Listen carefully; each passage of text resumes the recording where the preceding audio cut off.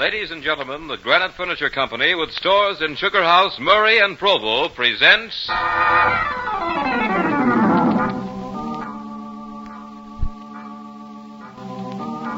Hall of Fantasy.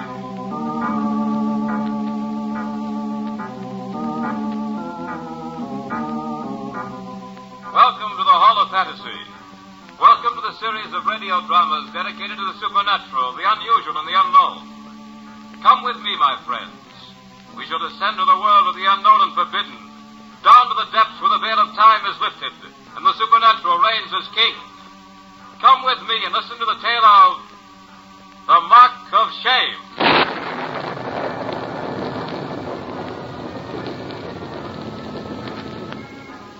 The Granite Furniture Company brings you the Hall of Fantasy. Listen now to original tales of the imagination and some of the classics of the supernatural as we take you down the corridors of the Hall of Fantasy to the mysterious realms of the unknown. These are stories of eerie and fantastic thrills brought to you by your friends at the Granite Furniture Stores.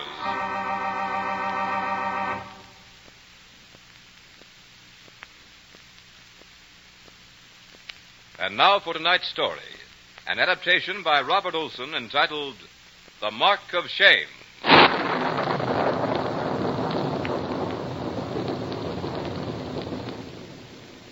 The blood that coursed through the veins of Cousin Andre did more than run the natural errands of existence. That blood fed his hates, his prides, his willful ego, till the end of time and beyond. Yes, and that same blood flushed a vivid red mark of shame in Andre's fair young face. It was phenomenal. Nothing like I'd ever seen before. Nothing, certainly, like the welts on a child's tender back. This mark never faded from his handsome, womanish cheek. As usual, it had started over a woman. This happened at a masquerade ball given in the Palais Royal. A logical setting for quarrels over women, or privileges, or just quarrels. It was a gay affair. The women who followed in the footsteps of Philip of Orleans were likely grounds for controversy. One could hardly refer to their love as steadfast, for their favors swung from one brightly caped courtier to the other, from a fallen sword to a victorious one, with the swiftness of death itself. But such were our times, and in this colorful gathering, it was not difficult to recognize the predominant shade as a blood red. No need to mention the woman's name. It makes no difference anyway. She was not the issue. The issue was that Andre de Brissac, darling of the court, had been shamed, and I had dealt the smarting blow. I remember that moment with amazing detail. It was as if everything in that ballroom had suddenly been caught in startling paralysis of time, poised between one tick of the clock and another, one heartbeat and the next. Even the note of the music hung suspended, undecided whether to fly out the rich windows or fall in splendor like a Christmas ornament. I remember the dancers caught midway in a step, their faces turned toward me, the frozen gasp of the woman in question, sound that seemed barely to clear her lips, and paused in the awful highlight of that instant. And in Andre's eyes, poised the sharp, tempered steel of hatred and humiliation. Then, as if some unseen conductor waved the baton, the room was once more animated. The clock completed its tick, the heart its beat, and the note its soaring flight. The hatred of Andre de Brissac flushed from the eye to the heart to the brain, thence to the voice that made it live in my memory forever. But the most amazing phenomena occurred a moment later, while he still stared at me. For to Andre, there came a crimson blush of shame, clearly outlined by the very form of my hand, in the exact spot where it had landed a flashing, stinging slap. So it was that on that dim August dawn, Andre and I crossed to one of the bridges that led to the ground beyond the church of Saint-Germain-des-Prés to fight a duel over a beautiful viper of the court of Philip of Orleans. Andre stood there opposite me with his two young friends at his side. They were all scoundrels, including my cousin, sorry to say. They seemed eager for this sport. We must have made a strange sight in that golden sunrise hour. We had just come from the Regent Saloon, still in the costumes we'd worn the night before. I was adorned, if adorn is the proper word for it. as a Mississippi Indian, while Andre wore a unique hunting habit, copied from a portrait that hung in the library of Puy-Verdun, the family chateau. The orange and purple of his adornment looked pale in this early light. The mark on his face was all the more vivid. I am ready, cousin. Andre, when this is over, no matter what happens, will you promise me one thing? Please. When this is over, one of us will be standing, the other dead. That's the only promise I care to make now. That's true, Andre. But you forced me into a situation for which I have no appetite. I'm a soldier, Andre. It is my business to cut down my enemy. Now, I'm the better swordsman. That's why we must talk now or not at all. Then if you don't mind, cousin, we'll make it not at all. As for your being a better swordsman, you'll do me the honor of proving your skill. Your curly locks have sabotaged your good judgment, sir. The captivating ladies of the court shall miss their nimble-tongued darling. Oh, but they shan't miss his boorish cousin. Enough of this. On guard. On guard, cousin. You stand well, my merry fellow of fortune. But I could teach you much. Conserve your breath, cousin. Ah, your beautiful face, Andre. Your parry was poor. I saw his tip with crimson. Your lovely powder bear would swoon to see that. It goes ill for you, I fear. You glowed over a scratch. Andre was really quite skillful, but not skillful enough. My contention that the court's fencing master could never compare to the art of learn or die brutality of battle proved correct. I mortally wounded Andre, and instantly I was mortally sorry. Life had been sweet for him as he lay there on the ground, the golden morning sun giving his beautiful features a pitiful glow. I thought I saw a look of despair come into his eyes. He realized that his lifeblood was ebbing away like a tide that would never return. He beckoned to me, and I walked over to him and knelt at his side. Andre, forgive me. Listen to me, Hector de Berzac. This is not the end of us. I am not done with the earth. Just because my jaw will soon stiffen and my eyes glaze over, they will bury me in the old vault at Puy-Verdun. But that is not the end either. You will be the master of the chateau. They may even laugh to think that Andre has been killed in a duel. They will sing masses to my soul, and I will be done with them all. You have accomplished that, Hector, but you and I have not finished our business. I will be with you when you least know me. Andre de Berzac, with an ugly scar on a face that women have praised and loved. I'll come back when your life is its merriest. At your happiest moment, I will come between you and all that you hold dear. And when this hand is a ghostly thing, dear cousin, I shall drop a poison into your cup of happiness. I shall stand between you and the sun for the rest of your life. Doubt not my will, Hector de Berzac. I can do as I please. And it pleases me to haunt you when I am dead. I did not doubt the iron will of Andre. As he lay his head back on the dewy earth, never to lift it again, the chill breath of early morning touched me with inexpressible loneliness. I looked at him as he lay in his fresh, one world of sleep. How fragile he seemed, built only for lace cuffs and bright buckles. I could see why he had been such a favorite.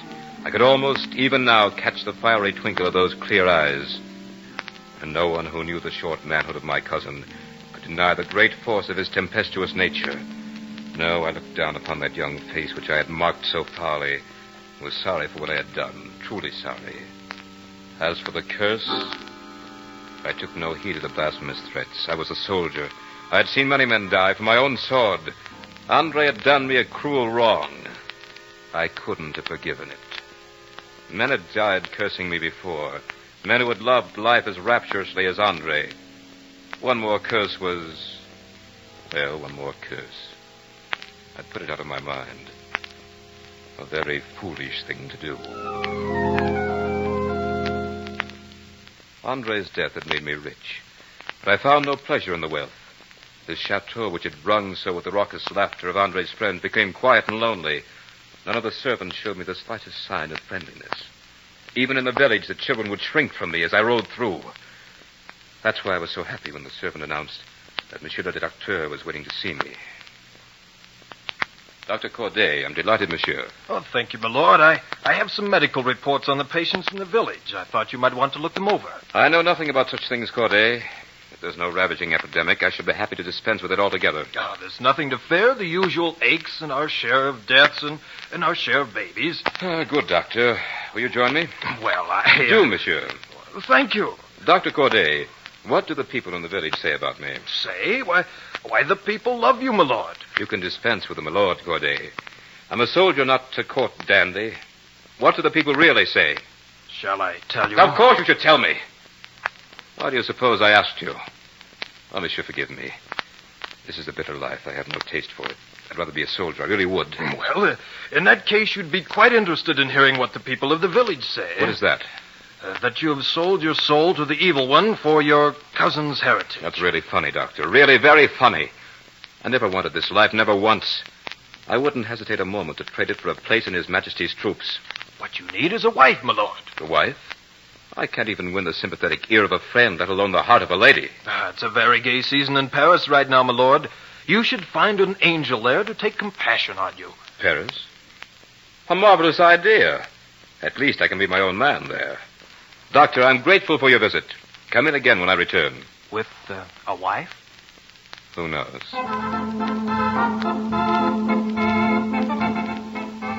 In Paris, I ran into an old comrade, a sulky, sour old captain of dragoons. Many times he'd aired his displeasures to me. He told me a great many things about himself. But one thing he should have talked about, he never even mentioned. That was that he had a perfect sunbeam for a daughter. That her name was... Can you hear the music as I say it? Eveline. Eveline Lecalais. Eveline, I've been a fool. Is it wise to tell me, monsieur? Wise or not, I must. Eveline, I've been a soldier all my life. I know little about what pleases a lady. When I take your hand, I'm filled with the fear that you will not feel as I do, that there's someone else. There is no one, monsieur. Thank heaven. Eveline, I've wasted the best years of my youth worshipping a wicked woman who cheated me and finally made a fool of me. She was the fool, monsieur. Bless you for saying that, Eveline. Well, you must know what I'm trying to say. I'm told women do know. I love you, Eveline. I want you to go back to Puy-Verdun with me. Oh, monsieur. As my wife. Will you? You will have to speak to my father. Forgive me, but I already have. Oh, you are a soldier, monsieur. But what is your answer, Eveline? I will marry you. Oh, Eveline, my adorable one. This is... Yes, go on. Is anything the matter? No. No, of course not. This is the happiest moment of my life.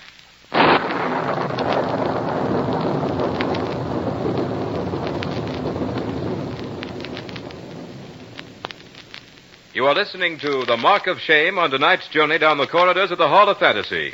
Brought to you by your friends at the Granite Furniture Company, with stores in Sugar House, Murray, and Provo. And now, back to tonight's story, The Mark of Shame. Puy-Verdun was not the sordid, lonely place I had left. The difference was my charming bride. Now, when I rode through the village, the children actually crowded about our carriage. They no longer feared the de Bissac who sat beside the lady. Her charities had won her their love and transformed the gloomy lord into a gentle master. They even forgot the untimely death of my cousin. And I no longer hesitated with that strange catch in my throat to tell her about it. Eveline, I never knew I could be so happy. I, too, Hector. I'm happier than I ever dreamed. Even the villagers feel it. They used to avoid me like a plague. You only imagine that. Why should they avoid such a gentle master? Maybe it's because you've made me so, Eveline. I feel like a traveler who's just been transplanted from the frozen Arctic wastes to the heart of some green and friendly valley. It's almost... Oh, I don't know, darling. Sometimes I doubt it. Why, dearest? It seems almost fantastic to be so happy. I could be aroused so rudely at any moment with a coarse shout of reality. You aren't dreaming, husband. I won't allow it. For you know, if you were, I would be too, and I wouldn't like that. See what I mean? Nothing like this ever happened to me before. It's like standing in the bright sun. Hector? Yes? Who's the lord of the chateau nearest to this? What? Who is he, Hector? Darling, don't you realize that this is the only chateau within 40 miles? That's strange. Why? Because I saw him again yesterday. Him? Whom did you see? I don't know now. Suppose you tell me about it. Well, in my walks about the park and woods in the past month, I keep meeting a man who appears to be of a noble rank. Of noble rank? Are you sure you don't mean a peasant? No, his dress and his bearing was that of a nobleman. I couldn't have mistaken that. I imagined that he must occupy some chateau near Puy-Verdun. That's not possible, Eveline. We're in the heart of a desolate region. No, that couldn't be possible. Well, come here a moment. Yes, monsieur? See the picture there on the wall? This one, monsieur? No, the one next to it. That's right. I want you to... Yes, monsieur? I want a curtain hung over that picture as soon as possible, understand? Oui, monsieur. Good. Now bring some tea to your lady's drawing room. In spite of myself, I was disturbed by Eveline's visitant. That night I asked her more about it. Eveline, this man you say you saw... Say I saw. I did, in fact, I do see him. How often? Every day. Every day where? Sometimes in the park and sometimes in the wood. You know that little cascade and the old rock work that makes a sort of a cavern? Yes, I know the place. I used to play there as a boy. Oh, I love it. I spend my mornings there reading. And that's where you see him? Yes. Has he ever had the courage to address you? Never. I look up from my book and he'll be standing there very quietly, watching me. Then I'll continue with my reading, and when I look up again, he's gone. He must be some peasant out to frighten you. I'll go into the village tomorrow and see what I can find out. No, Hector, he's not a peasant. He has the manner of a nobleman. I suppose he's quite old. On the contrary, he's young and quite handsome. For the next week, I spent my mornings with Eveline. We took many casual rambles into the woods and park, but we saw no one but a few peasants or occasionally a member of our own chateau. These works were beginning to disturb the routine of my life. And since I was a man of rather deeply ingrained habits, my wife noticed the unrest. There's no need to take these walks with me, Hector. You know you have other things to do. I'll spend my mornings on the grounds, and the stranger can't intrude on me there. I'm beginning to think the stranger is your own fantasy, darling. You've probably met too many handsome cavaliers in your books. No doubt he's some Persian prince in modern costume. Hector, that's what puzzles me. The stranger's costume isn't modern. Shall I tell you what it looks like? By all means. Well, he looks as if he's been in an old portrait that had stepped down from his frame. It wouldn't have been a more startling blow if she'd butted me in the stomach with the end of a staff. I thought of the picture in the library with the orange and purple hunting costume Andre had worn that fateful night in the Palais Royal. But then something else happened to take my mind from the picture, Andre or anything else. For after a time, my wife, who had always been as lovely and glowing as the fresh petal of a rose, began to fail in her health. Her change seemed to have stolen up on her. Even I, who had seen her every day, hadn't noticed it until one day she put on a lovely gown she hadn't worn in several months. I was amazed how loosely it hung on her. Then I noticed her eyes. Eyes that had at one time sparkled as bright as the jewels she'd planted in her hair. They were now quite dim and sick. Darling, how long have you been ill? I'm not ill, Hector. That's insane. You are ill. Quite seriously so, I might add. Stupid of me not to notice it before. What's done this? I feel faint. And she fainted. I caught her in my arms and swept her to her bed. Then I sent a messenger for Dr. Corday. Tell him to come immediately. I don't want a single moment's delay, understand? Yes, monsieur. I stood there as helpless as a child and watched my lovely Eveline seem to waste away with this insidious thing. I cursed every moment of delay before Dr. Corday arrived. When he did come, I rushed him to a room before he'd even had a chance to remove his cape. Then I sat and poured myself a drink for the torturous wait. But even before he came out to speak to me, I, for no explainable reason, had lost faith in the powers of medicine to combat the thing that had struck down my Eveline. Strange, very strange. Doctor, is she... Frankly, I don't know. I just don't know, my lord. Monsieur le Docteur, I was beginning to be afraid that she may be a little... Well, Dr. Corday, this isn't easy to say. Well, then, let me say it for you. You're wondering if she's insane. Let me assure you that she is not. Oh, thank heaven. She's been seeing some... Well... Oh, you mean this strange visitant? Oh, yes, she spoke of it. It's possible that she may be suffering from some sort of illusion at that. But she's so rational on all the other accounts. I think that this person is quite real, at least to the eye. Usually, a monomaniac tells very incoherent stories of their illusions. Hers is no such thing. She speaks as calmly and rationally as you and I. Are you positive that there is no one who can encounter her in her walks about the garden? I don't see how. The moat is 10 feet wide and continually flooded with water. Raoul keeps the lock secured day and night. No, I don't see how it's possible. Well, perhaps someone related to your household in some way. A young man with a fair womanish face and a crimson scar that looks as if it might have been the mark of a violent blow. Oh, no.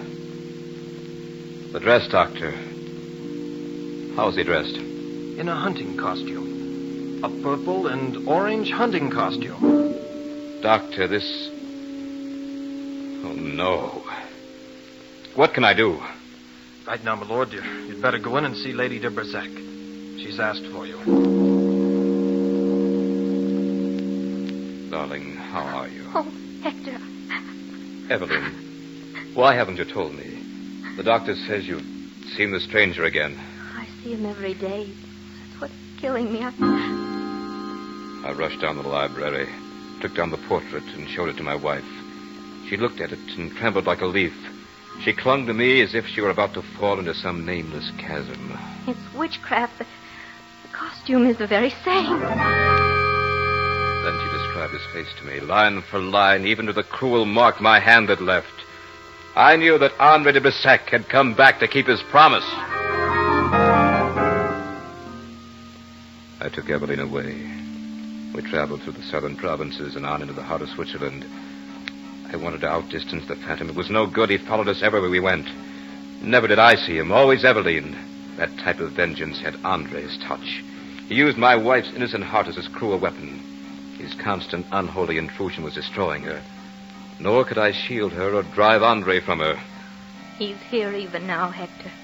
As you stand there and I here, he stands between us. He'll never let me rest nor let me forget him. Thus it was I fought like a madman against something I couldn't see, fought through this terrible void to get back to the side of my beloved wife. And then, a short time later, we were in a Tyrolean village. It was a brilliant moonlit night. I was about to speak a word of encouragement to Evelyn when she spoke. Hector, I'm going to tell you something so strange and terrible that you'll probably hate me forever. Hate you? Why, my poor darling. Oh, no, please don't sympathize with me.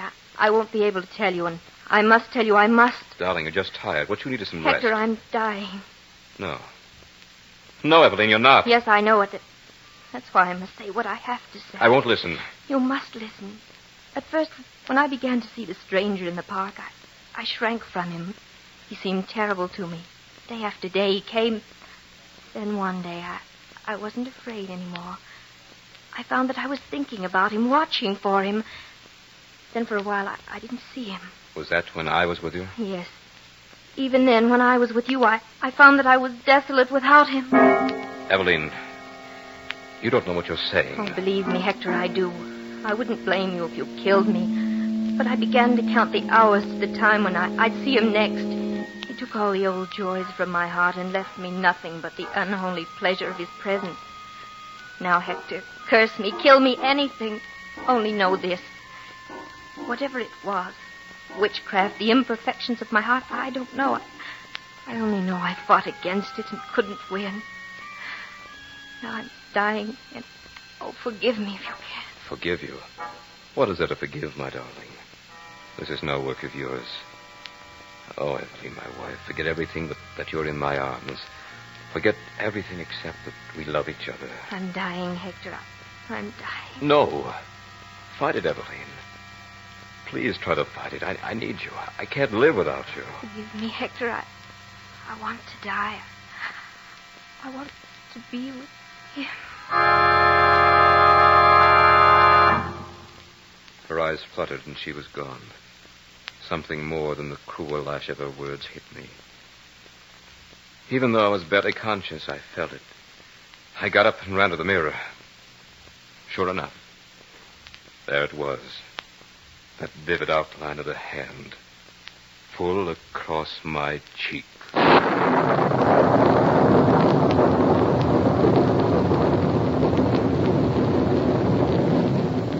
runs the tale of The Mark of Shame.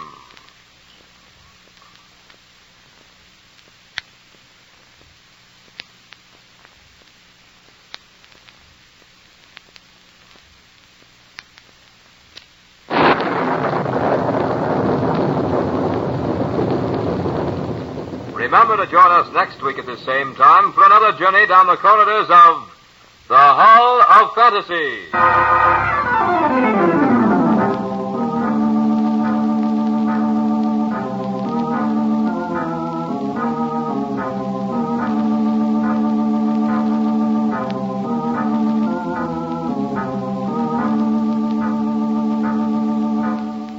Tonight's program was adapted from Miss Bratton's story, Eveline's Visitant, by Robert Olson. Heard tonight were Richard Thorne as Hector, Beth Calder as Eveline, Archie Hughley as Andre, Ken Jensen as Dr. Corday, and Michael Arogo as Rowell. Musical background was provided by Earl Donaldson. The engineer was Nephi Sorensen. These programs are produced and directed by Richard Thorne.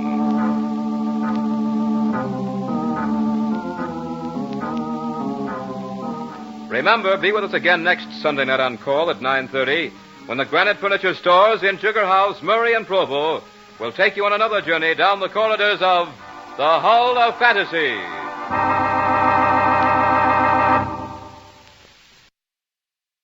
Ladies and gentlemen, the Granite Furniture Company with stores in Sugar House, Murray, and Provo presents The Hall of Fantasy. Welcome to the Hall of Fantasy. Welcome to the series of radio dramas dedicated to the supernatural, the unusual, and the unknown. Come with me, my friends. We shall descend to the world of the unknown and forbidden, down to the depths where the veil of time is lifted, and the supernatural reigns as king. Come with me and listen to the tale of Markheim.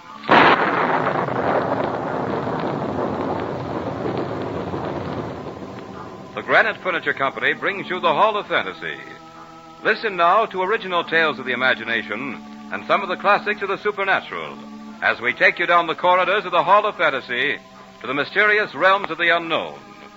These are stories of eerie and fantastic thrills brought to you by your friends at the Granite Furniture Stores.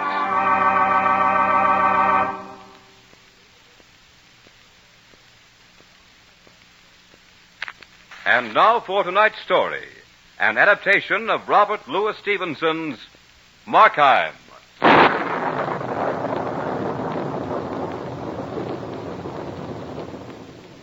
They said that Markheim's first great crime was that he had committed murder. That's hardly true, for no man can kill his fellow until he first twists the knife in his own heart. This is the story of Markheim. He was a gambler accustomed to lightning shifts of fortune. But on the eve of his greatest triumph, he couldn't resist that final spin of the wheel. It was his life against the future. He wanted the decision to come swiftly, as it had always done before. But this time, the wheel turned tortuously slow for Markheim. And once set into motion, no power on earth could halt it. It was Christmas Eve. Markheim was happy to be towed along on Angela's little leash.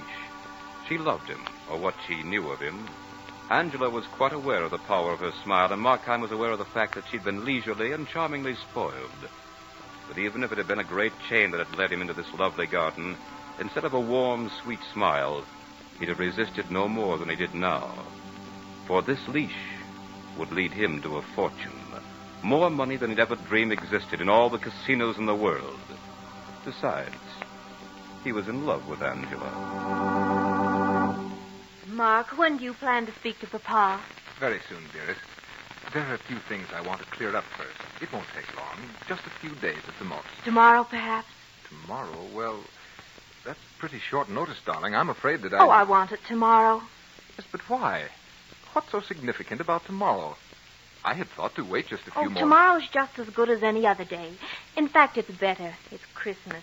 It's tomorrow or never. Angela, what are you saying? Oh, don't look so frightened, darling. I was only joking. Oh, that's better. Only it will be tomorrow, Mark, won't it? You always get your own way. Always, darling. But I wouldn't have insisted if I didn't think it would make us both happy. And you think we'll be happier if I ask your father tomorrow? Of course. There's no need to wait, and I want this for a Christmas present. Christmas present? Yes. Oh, and speaking of Christmas presents, I have a very nice one for you. Oh? Not too nice, I hope. I hope it wasn't too... Costly? Oh, but it was very. I wish you hadn't, Angela. That is... Well, I have something for you, too. You have? What is it? Well, Well, you like it. Yes, it's very nice. Now it's my turn. You shouldn't have done it. Nothing is too good for you. Nothing. I hope it isn't too expensive. Well, it was. But it's just a little trinket. Whatever it is, Mark, it'll be very nice. But if you weren't such a successful member of the stock exchange, I'd scold you for spending too much money on me. Stock exchange? Oh, yes, quite. Well, Angela, I think I'd better be going. So soon? Yes, I really must. Then I won't detain you. But I want you here early tomorrow. Come just as soon as you possibly can. The iron rule of Angela. But I love it, darling. Until tomorrow? Tomorrow. As Markheim made his way through the dark streets, the chill, damp fog soon dispersed the warmth he'd felt in the rich comfort of Angela. And the last word he'd spoken to her as he'd taken his leave seemed to mock him as he traveled in the night. His futile gropings for happiness seemed to slap him full in the face with each new wave of the gray night mist. For a moment he thought to return to his foul, dingy little room, barren and ugly though it was. The thought of it made him shudder. Any other time he might have found some comfort in his hateful little iron bed. Another night he could have slept and dreamed of fabulous fortune, of an endless flood of gambler's luck, making him richer with every spin of the wheel. But there was no time for that now. For tomorrow was... He cursed the inconvenience of this moment. Tomorrow was Christmas. Suddenly, as if some henchman of the devil had whispered into his ear, Markheim heard the name that had been synonymous with resentment in his heart. That name seemed to strike faint but unmistakable sounds in his brain. It was very faint at first, like the soft, tinkling snap of an icicle when it breaks.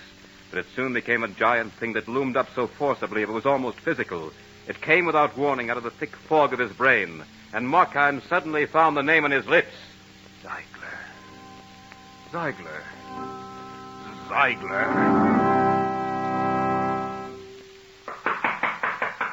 What do you want?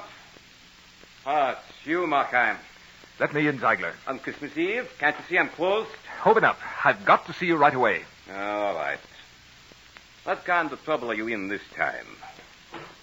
Well, come on in. I don't want all that cold and damp creeping in. I've enough aches already. Yes. Merry Christmas. What's your errand? You do a pretty good business here, don't you, Ziegler? You didn't come to talk about my books. What did you come for? I told you the last time that I wouldn't take any more of your stolen goods. I didn't come to sell anything, Ziegler. My uncle's cabinets are disgustingly empty these days. He's moved his collection. I don't wonder at that. Your uncle is a remarkable collector. His items were rare indeed. It must have been quite a blow to him when he discovered that they were disappearing so methodically. It was more of a blow to me, I assure you. He booted me clean out of the place. I was taking an awful chance myself handing that stuff. An awful chance. But at an awful profit, Ziegler. What good's a profit when you once get the yard after you? Well, if you didn't come here to sell, what did you come for? To buy. I want to buy a Christmas present for a lady. You pay dearly coming in on me like this. You know I've put up my shutters and I'm refusing business. You won't refuse my business, Ziegler. You won't be getting any bargains either. You'll have to pay for both my time and your rather a surly manner, young fellow. I suppose you can pay? Don't worry about that. Then you can pay it someone's way. I've done very well in the stock exchange. And, likely as not, I'll do much better soon. My errand today is very simple. I'm really quite sorry, Ziegler, that I have to disturb you this way, but It's a little matter I overlooked until this late hour. I must have this little compliment ready before morning. And, a man would be a fool to deliberately harm his chances of a wealthy marriage. Well, let that be it then. You're a very good customer, and if you have a chance, you should tell me for a fortunate marriage. I don't want to be an obstacle.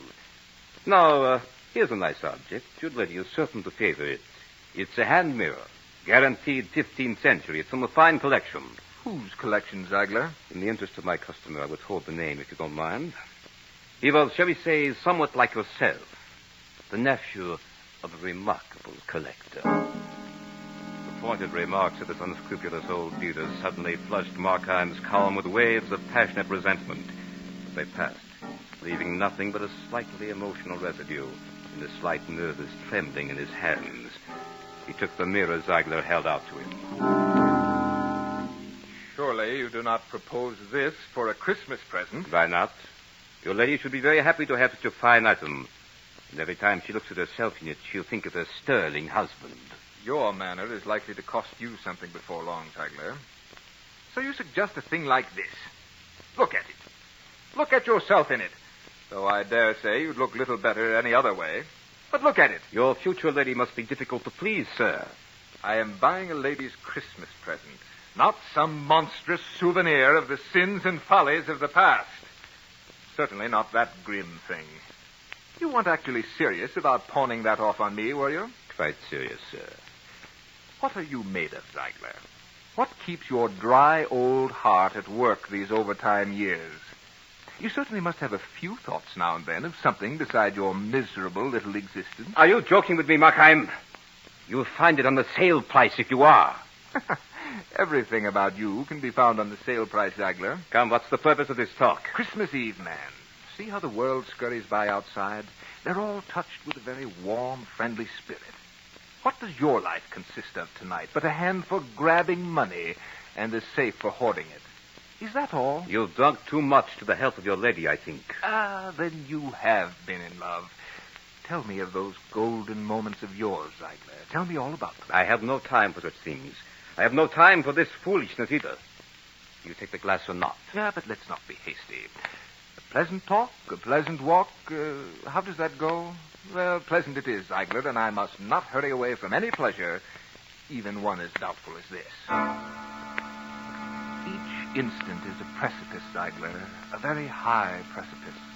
If we hurry, we fall and dash ourselves to 1,000 meaningless pieces. Yes, if we hurry, we fall, Ziegler. Let's take our time this fine evening. Let us tear away the masks that hide us from each other. Who knows? We might even be friends. I have my books to balance tonight, Markheim. Either make your purchase, or I have to thank you to leave the shop. To be sure. There is no time for being friends, is there? Show me something else, then. Show me something else, Ziegler. There was something in Markheim's voice just then. It couldn't have been the words themselves. It was a tone or a light that flashed in his eye. But it filled the little dealer with an unexplainable terror. He'd turned and was about to climb the small ladder that would take him to a little object art on a higher shelf, when suddenly Markheim poised a little dagger high in the air. It flashed only a fraction of a lightning bolt. This for you, Ziegler, and a very Merry Christmas. Ziegler thrashed at the shelves like a chicken. Then he fell to the floor, and flesh seemed to telescope into flesh as he settled into a senseless little pile. Markheim stared at it through eyes that had suddenly seen too much. A single tick of the old clock seemed almost to buffet him into unconsciousness. His lips parted to speak. Must not hurry. Each instant, the precipice. Yes. Ziegler, stand up! Stand up and speak to me!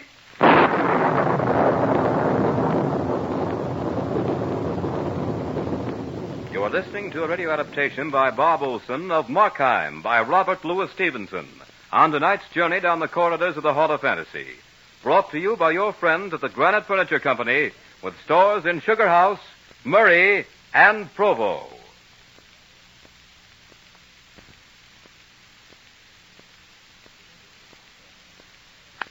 And now back to tonight's story of Markheim.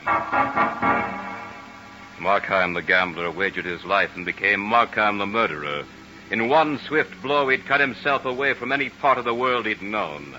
That's why no one can tell his story now but Markheim himself. I stood there, my hand still clinging loosely to the dagger. That hand that seemed to have no relationship to the rest of my body. I looked about me. The candle on the counter caught a chill draft and was wagging like the tail of an excited puppy. I steadied myself, for the room was heaving and tossing like a schooner in a storm. Hundreds of feet away, it seemed, the door was slightly ajar. Through this opening, a long, slim finger of light pointed accusingly at the very spot I stood. I leaped aside. A shiver of fright shocked through me as I realized the stupidity of the motion. I looked at the body of Ziegler. It lay there like a listless sack of sawdust. As suddenly as had the fright, a wave of calm came over me. I looked again at the body. It was nothing. Yes, there was nothing there to be afraid of. A hunk of lifeless something that had once been a man. The clock ticked on, but no longer affected the day of this thing on the floor. Yes, it was nothing. It had suddenly lost meaning to Ziegler, to the shop, to everyone but me. But that security didn't last. I looked again, saw the deep color forming about this haggard heap. That blood, it was still alive. What if it found a voice? What if this flesh should raise a cry that could be heard all over England and thence... Where? And it would take up its endless flight around the earth. It would never be still again. Never. Time. I must have time. Oh, but time had such a raucous voice. Yes, what is time? A new precipice each instant. Each tick of the clock was a new danger. I picked up the candle, started about the room, filling my pockets with the treasures of art that Ziegler had gained so craftily and guarded so fiendishly. I saw things that terrified me, things that turned out to be my own shadow. I'd catch a reflection of myself in a rack of mirrors, rich imported glasses that sent a new fear to wilt my nerves. For each time I looked, I saw a hostile sea of my own eyes spying on me. 1,000 questions flashed across my world of hysteria. Why had I used a knife? Why hadn't I chosen a more quiet hour? Why had I killed him at all? And then there were more. Where was the servant girl now? When would she be back? How much time did I have? Yes, how much time? When would the world know of what I had done? When would Angela know? Oh, you fool. My brain became a racetrack for nightmares. There seemed to be something terrifying about the normal as ever rhythm of the footsteps out in the street. They must know about the thundering riot in this house. How could they help it? I began to fear nature herself. I expected her to break her own laws to accomplish my own personal destruction. Yes. What if the walls should suddenly fail to hide me? If the prying eyes of London should gain the power to see beyond nature's barriers? Then another vision came to me in this room that was pulsating so with clamor and silence alike. Yes. All the old women of London started to rock feverishly in their chairs and began to weave a rope with which I was soon to be hung. I knew I was tottering on the brink of the final shock that would send me screaming my guilt to the world if I didn't take hold of myself. But one thing I was rapturously grateful for. I was alone. I was alone. No. Ziegler, open up. Answer your door, Ziegler.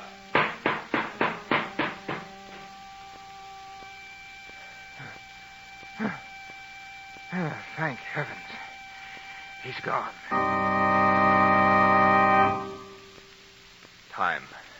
Time.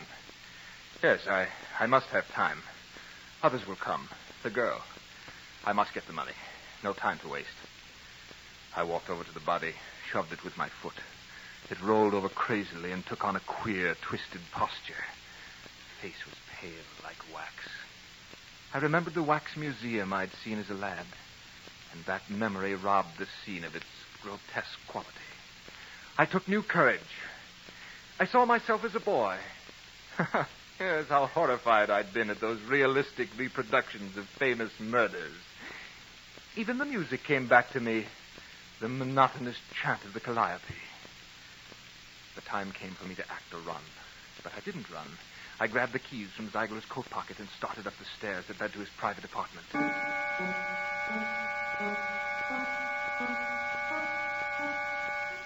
were 24 steps and 24 separate torches that led to the drawing room where I knew I'd find the safe.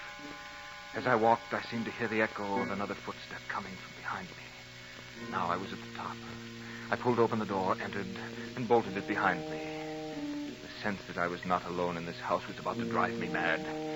I longed to be in my shoddy little room, away from the eyes that were constantly dancing about in this house. Every man who walked became an avenger and sought stealthily for some scrap of evidence that would curse me forever. I thought of Angela, not long, just the length of a breath or so, but I heard her voice in hollow mockery. Tomorrow or never, Ma. Tomorrow or never. Yes. She said she was only joking. She thought she was only joking. I was before the safe. The finale of this little drama. I fumbled with the keys. There must have been 50 in all. And again, the rush of time began to make me tremble with uncontrollable anxiety. Time. If I ran out of time, this nightmare could have no meaning at all. I shot a glance at the door. Nothing stirred. Yes, I was satisfied that I must be alone. It was quiet here. Even my heart began to slow down a little. Suddenly, another sound broke the stillness. It came from the nearby church. The organ was playing a familiar hymn. I listened.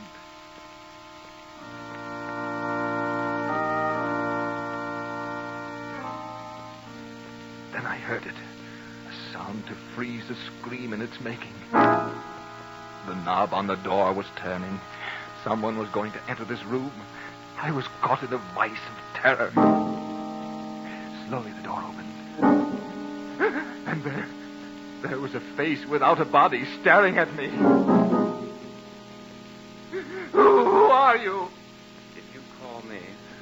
I stared. I could do nothing else. The face seemed to swim before me.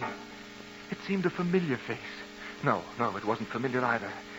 Oh, what was that face? It belonged to neither heaven nor earth. What do you want of me? I came to see you. See me? How did you know that I was here? You told me. I told you? Not directly, perhaps. Then you really do know me? Right down to the soul. Are you the devil? Does it matter? Oh, yes, but you knew me some time ago. Yes, thank heaven you don't know about the... Murder? Oh, but I do. I came to warn you that the servant girl has left her sweetheart early tonight and is on her way home now. Now? Yes. Shall I tell you what she brings with her for your Christmas? What? The gallows. Now you must hurry. Shall I tell you where to find the money? For what price? It's a Christmas gift. What are you going to do with me? You know that I'm really not evil. I had no heart for these things. Yours will probably be a deathbed repentance. I have no concern with that. I'm interested in you only as long as you are alive. But why do you do this at all? Can't you see that my hands are red? Don't you realize that I've murdered the little dealer? Yes. Then why do you stop with me? Because your name is Markheim. Yes. My name is Markheim. You know that I'm made up of evil and of good. You'll see that they don't destroy the good to avenge the evil.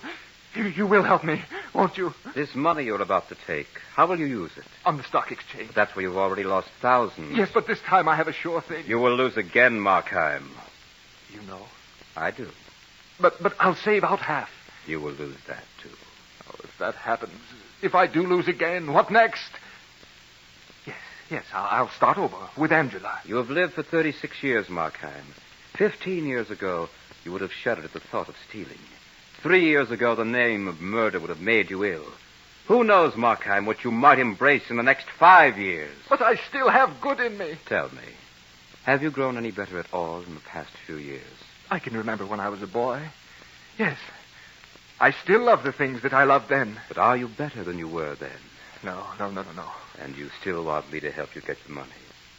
Remember 3 years ago, Markheim? Weren't you seen in a little chapel? Yes, I was there. I meant to go back. And didn't you raise your voice louder than the others in the hymn? Yes, but... Where are you going? We part company here. Time has run out. That's the maid, you see. The maid. What shall I do? Why not do what you did with the dealer? Here's your last great danger. One more swift blow, and you can finish at your leisure. Don't go. Don't leave me. He's gone. My last great danger. Yes. There is nothing left to do, but I took the little dagger from my coat pocket and crept down the stairs. 24 steps to where? Tomorrow or never, Ma. Tomorrow or never. I can do it quickly. I'll tell her old Ziegler is ill. Yes, now don't crack a smile, Markheim. Whatever you do, don't overact. But curse the thing that made me lose all this precious time with talk. Yes, too late now, though. Much too late. Too late. There's no more time for you, Markheim. You again. Who are you, anyway? The door, Markheim. Here's your chance. Open the door. First, tell me who you are. Don't you know? Don't you know, really? No, I don't. My name is Markheim. No. Then you're... The door, Markheim. Answer the door. Hello. Is Mr. Ziegler in? Are you the maid? Yes. Then you'd better go for the police. I've just murdered your master.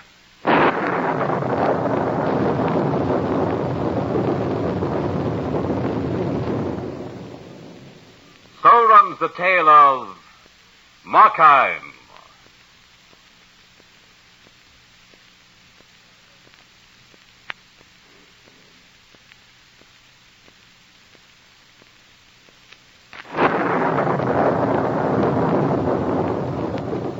Remember to join us next week at a new time for another journey down the corridors of the Hall of Fantasy.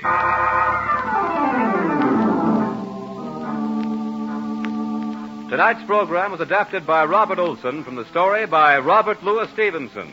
Heard tonight were Carl Grayson as Markheim, Richard Harcourt as the narrator, Beth Calder as Angela, and Richard Thorne as Ziegler. Musical background was provided by Earl Donaldson. The engineer was Nephi Sorensen. These programs are produced and directed by Richard Thorne.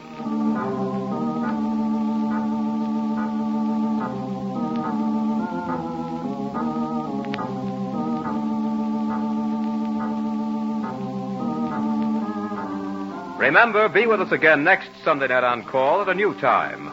Just 1 hour later at 9:30 p.m. when the Granite Furniture Stores in Sugar House, Murray and Provo will take you on another journey down the corridors of the Hall of Fantasy.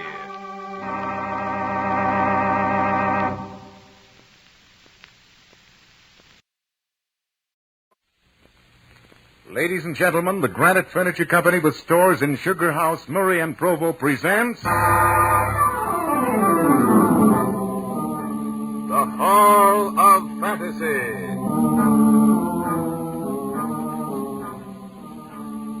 Welcome to the Hall of Fantasy. Welcome to the series of radio dramas dedicated to the supernatural, the unusual, and the unknown. Come with me, my friends. We shall descend to the world of the unknown and forbidden, down to the depths where the veil of time is lifted and the supernatural reigns as king. Come with me and listen to the tale of Man-Size in Marble. The Granite Furniture Company brings you the Hall of Fantasy. Listen now to original tales of the imagination and some of the classics of the supernatural as we take you down the corridors of the Hall of Fantasy to the mysterious realms of the unknown. These are stories of eerie and fantastic thrills, brought to you by your friends at the Granite Furniture Stores.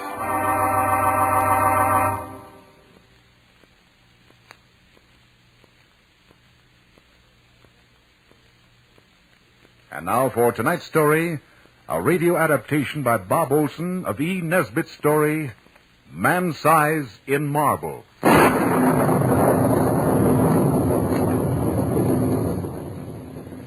villagers called it a delusion. That explanation gave them some comfort. Since it will give you comfort also, I'll say no more about it, except that it's difficult to understand how hallucinations can commit murder. Ours was one of those marriages on a dime. I'd been doing a bit of painting in those days and never knew what it was to have the money I really needed. But then Laura knew this before she married me. Well, we'll get along if we're careful.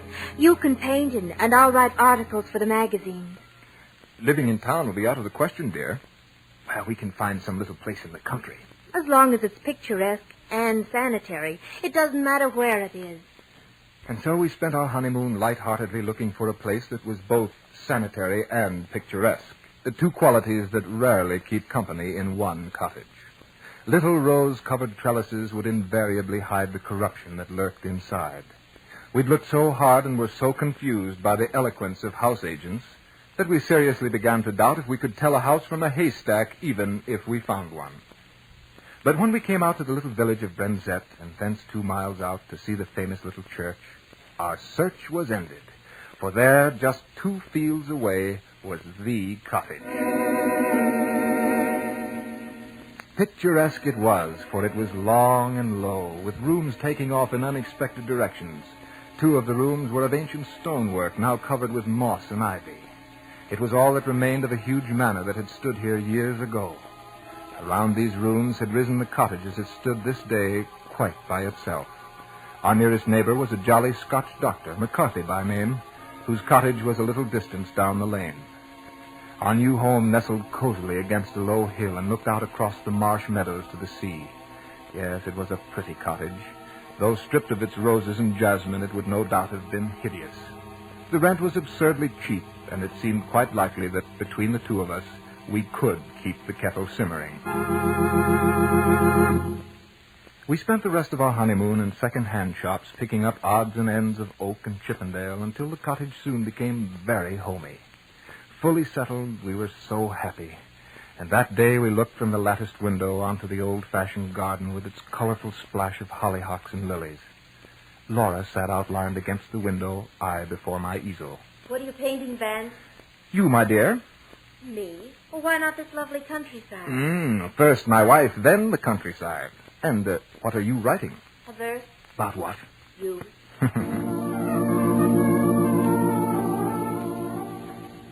It was a gay life, the sort that only the quite humble or the very rich could enjoy. Our fortune was added to when we found Mrs. Dorman, a tall peasant woman with a good face and figure to keep house for us.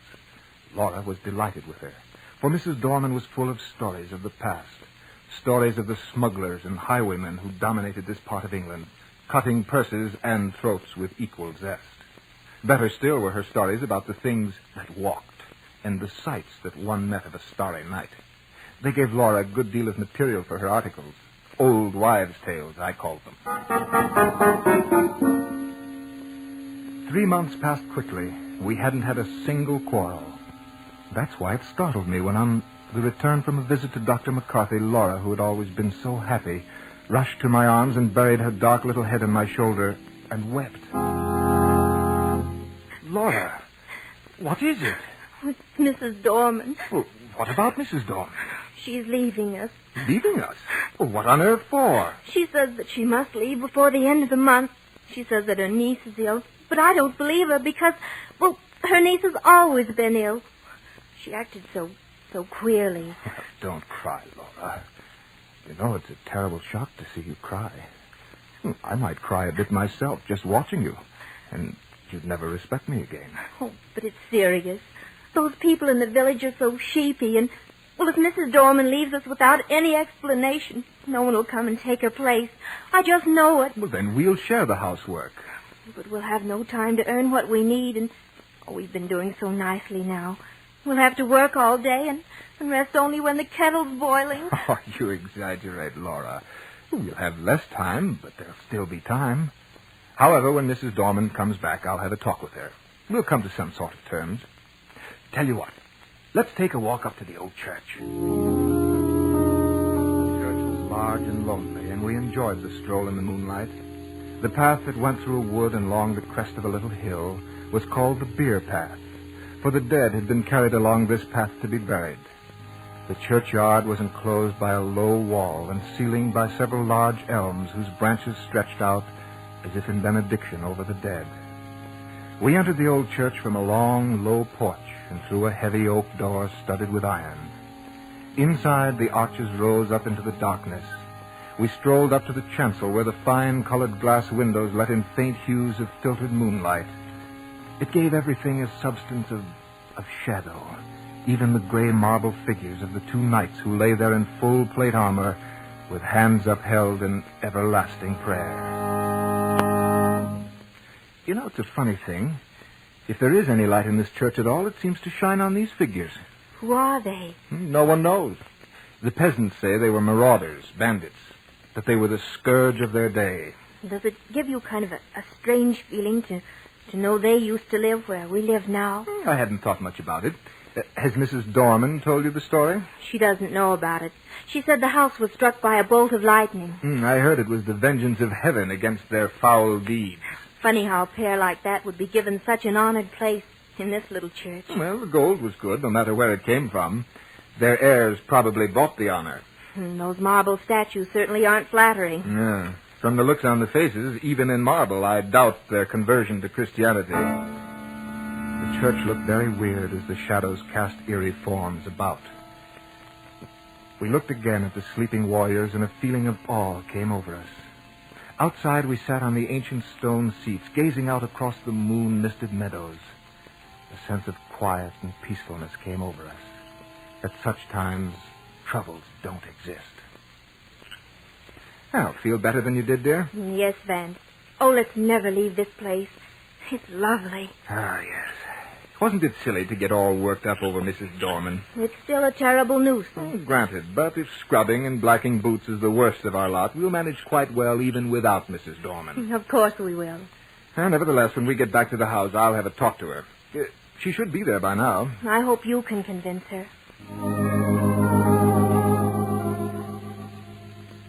Mrs. Dorman, what's this I hear about your leaving? Well, I'd like to leave before the end of the month, sir. Well, aren't you happy here? Maybe you'd like a raise in your wages. It's not that, sir. You and your lady have been most kind. Well, then, suppose we work it out so that you can stay. No, Mr. Longan, I'd rather leave. My niece is ill. Yes, I know, but she's been ill all along. Would you consider staying on for another month? No, sir. I want to leave before Thursday. But this is Monday, woman. That's rather short notice. I'll tell you what. Stay on until next week. Maybe I can come back next week. But why must you go this week? Well, speak up. It's this house, sir. This house? Well, what about it? They say that strange deeds was done here in olden times. In olden times? Oh, but this is now. What What deeds do you mean? Well, don't worry, Mrs. Dorman. I'm not going to laugh at you. Well, sir, have you seen them two shapes beside the altar in the church? You mean the effigies of the knights in armor? I mean them two bodies drawed out man-size in marble. A very graphic description, Mrs. Dorman, but what about the knights? In the village, they say that on All Saints' Eve, those bodies come to life. Those marble statues? They say that they rise up from their slabs and walks down the aisle in their marble. Then when the church clock strikes 11, they come out into the night and walks over the gride. But how do you suppose When the night has been wet, there was the marks of their feet along the beer path. Well, where do they go? Back to their home. Their home? But their home was... In this house. Well, did anyone ever see this happen? I ain't saying. All I know is what I know. Who was living here last year? No one, sir. The lady who owned the house spent the summer here, but she always went up to London a good month before the night. And so you think you must go? Yes, sir. My niece is ill. Oh, your niece. Oh, very well, Mrs. Dorman. Go if you think you must. But don't say anything about this to Mrs. Langham. Must you go, Mrs. Dorman? Yes, ma'am. This is Thursday. I can't stay no longer. It's going to put quite a load on us. Don't try to do too much, Mrs. Langham. If there's anything I can do next week, well, I won't mind in the least. Thank you. Oh, but we'll try to manage. And whatever you do, lock the door early tomorrow night and mark the sign of the cross over it. What do you mean? That's Mrs. Dorman's little Halloween joke, dear. It's no joke. And if you ask me... Goodbye, Mrs. Dorman. Goodbye.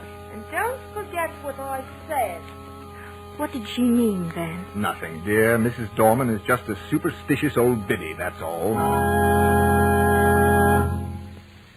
I would have looked forward to Friday a much happier man if I could have believed what I had just told Laura. But Friday came, the day before All Saints' Eve, the day this story ends. In fact, the day that gave this story its horrible substance.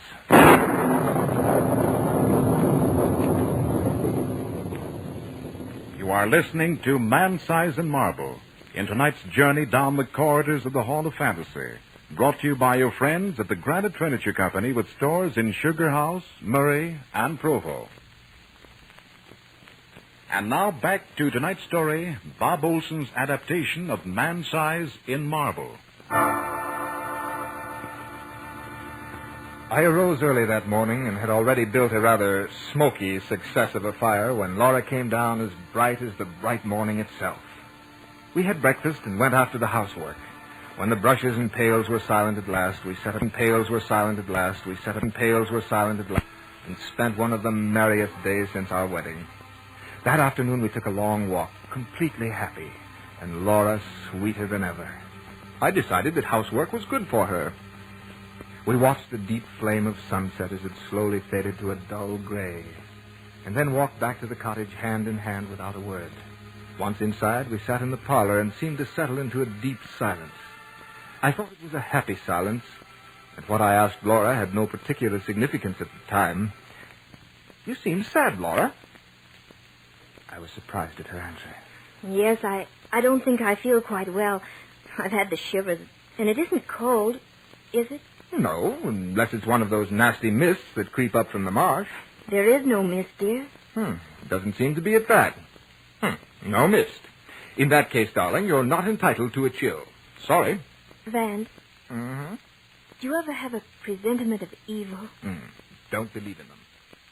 I do. When my father died, he was away in North Scotland. But the night he died, I knew it. Oh, forgive me, Vance. Come and light up the candles on the piano, and we'll play one of our duets.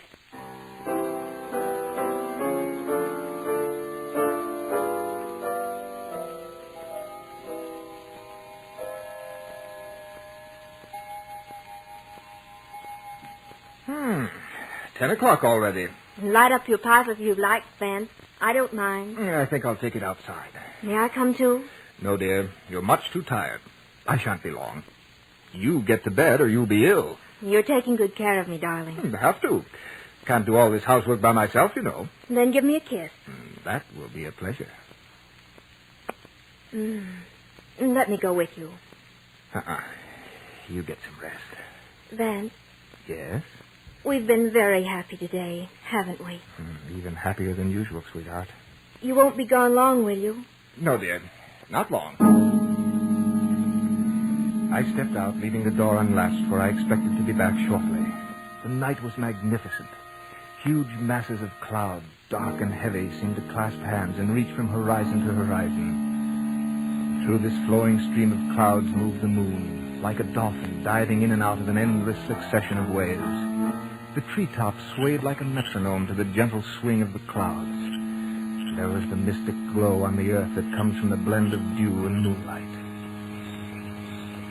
I drank in the serene beauty of the night. There wasn't a hint of emotion about. Not even a leaf stirred. The wind was high up, busy herding the clouds. Across the meadow, I saw the church tower standing out black against the sky. I suddenly thought of the 3 happy months I'd known here with Laura. And just then the church sounded its bell.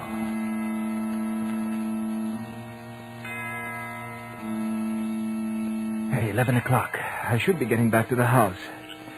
But first, I think I'll visit the church. I felt so happy and so very thankful. I wanted to take my gratitude to the old chapel that had heard the sorrows and the joys of its people for so many countless years. On my way, I passed our cottage and looked in the window where I saw Laura's dark little head silhouetted against the pale blue wall. She was very still. I decided not to disturb her. I turned down Beer Path. It was such a peaceful night that at first I was conscious of nothing. And then, suddenly, I became aware of a rustling sound that broke the stillness ever so gently. I stopped to listen. The sound stopped, too. I took another step and listened. The step seemed to echo my own. Well, if that's a poacher, he's a fool not to step more lightly. I left the Beer Path and took to the woods. The footsteps seemed to echo along the path I had just left. It was strange. Yes, it was strange. But then, all night sounds are strange. I passed through the corpse gate and walked among the graves to the low porch of the church. The door was open. Did I leave that open? I'd hate to have the damp get in and ruin those fine old fabrics. I went in and was halfway up the aisle when suddenly I remembered. That bell struck 11 o'clock. This is the very day, the very hour when the shapes drawn out man's size in marble begin to walk. Once I did remember, it came on me with a shiver. And I was ashamed. And so to make up for it, I walked boldly to the altar. I did that because I wanted to tell Mrs. Dorman how peacefully the shapes had slept through the ghastly hour. And so with my hands nonchalantly shoved into my pockets, I passed up the aisle. In the dim gray light, the other end of the church looked it looked larger than usual. The arches above the 2 tombs seemed to have grown too. At that moment, the moon came out from behind a cloud, and in the ghostly beams of light, I saw the reason. They're gone. I steadied myself. It's some fool's practical joke. They can't be gone. I'm not in the right place. It's too dark to see here clearly. Yes, that's it. I took a newspaper from my pocket and lit it with a match. It flared up brightly. The confirmation was sickening. The bodies drawn out man's size in marble had actually disappeared from the church. Suddenly I was gripped with an indefinable horror. It was an overwhelming certainty of finished calamity. I threw down the torch and dashed down the aisle, out the front door and into the night. They're gone! They're gone! Help me, someone! The bodies! They're gone! Settle down, man. Let go of me, you fool. The marble figures have gone from the church. They've disappeared, I tell you. Hey, they know. You've been smoking too much. Smoking and listening to old wives' tales. But, Doctor, I've seen the bare slabs with my own eyes. They're gone, I tell you. We'll come back with me. I'm going up to the Palmer's now. His loss is sick. We'll have a look into the bare slabs. Well, you can go if you like. I'm going home to Laura. Rubbish. I'll never permit it. You can't go around all your life as saying you saw a slab of marble gain vitality. You can't do it, man. I'm not going back there. Then you want that you should be a coward? Coward? No, but... I coward. I nae can help you if you didn't go down with me. Oh, all right. Come on. No, here we are at the church. Come in with me. I'm coming. Oh, what have you got your eyes closed for? Here, I'll strike a match. No, look there. What have you had to drink, man? I opened my eyes, and what I saw made me absolutely mad. A huge black screen dropped across my reason. For there on the cold gray slabs were the 2 grotesque shapes in their marble.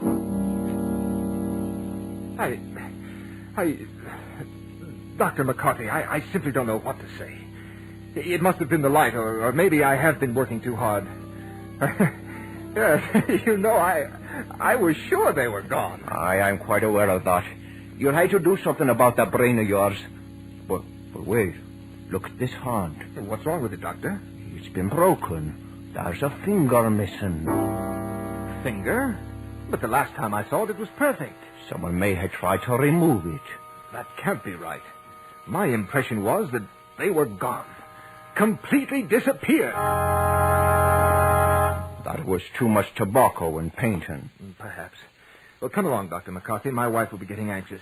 I told her I wouldn't be gone long. Well, I should be going off to the Palmers. I'd appreciate it if you'd come on to the cottage with me and drink to my better senses. Or confusion to all ghosts or something. Well, it's pretty late, no. I had to see a lot of people tonight. I could go to the Palmers tomorrow. All right, I'll come with you. I believe I needed the sensible old doctor more than the Palmer girl did. You've had an illusion, man. Nothing more than an illusion. Yes, I fancy you're right about that, Doctor. But it was a most amazing one. Dr. McCarthy then went into a dissertation on ghosts and apparitions as we walked on up to the cottage. When we reached the garden path, I was a little puzzled by the bright light that was streaming out the front door. Soon I saw that it was wide open. Had Laura gone for a walk? Well, come on in, Doctor. We'll find Laura and then pour ourselves a drop of whiskey. Good. The house was ablaze with candles. Laura had not only lit the wax ones, but there must have been a dozen other sputtering, glaring tallow dips stuck all over the room in odd little places. Laura, we have company. Oh, Laura! I wonder if she went out for a walk. Laura! Vance! Yes? Look! Where? Laura! There in the little recess of the window I saw her. What had she been doing there? Looking for me? But the doctor said it before I quite dared to. Someone's been in this room. Has dinner belong here? Who? Who? Laura didn't move. Her mouth was drawn and her eyes were wide open. Very wide. She looked as if she'd heard a footstep behind her and turned to meet... what?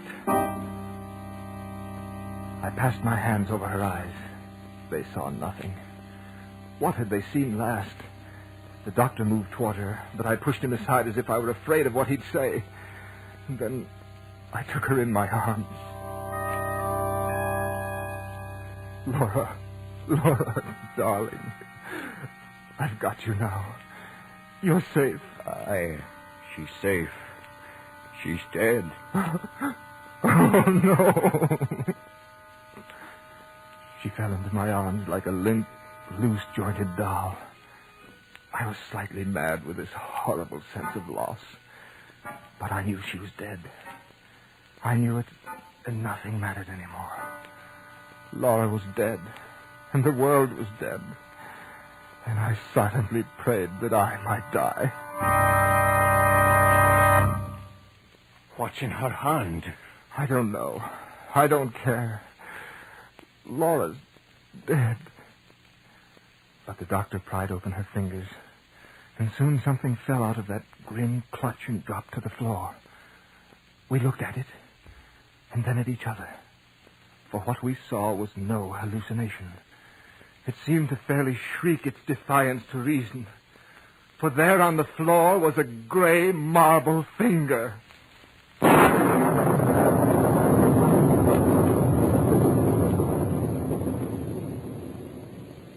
so runs the tale of Man-Size in Marble.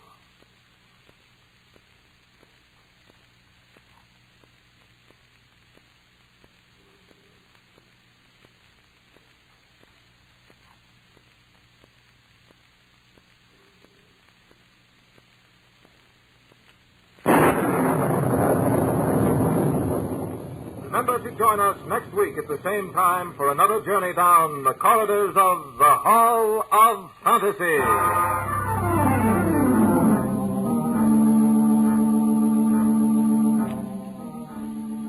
Tonight's story was adapted from the story by E. Nesbitt entitled Man-Size in Marble. Heard in tonight's program were Carl Grayson as Vance Langham, Beth Calder as Laura, Phyllis Perry as Mrs. Darman, and Archie Hughley as Dr. McCarthy.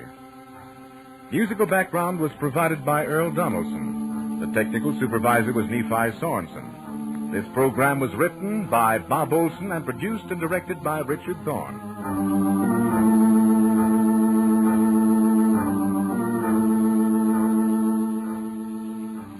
Remember, be with us again next Sunday night on call at 8:30 p.m. when the Granite Furniture Stores in Sugar House, Murray, and Provo will take you on another journey down the corridors of the Hall of Fantasy.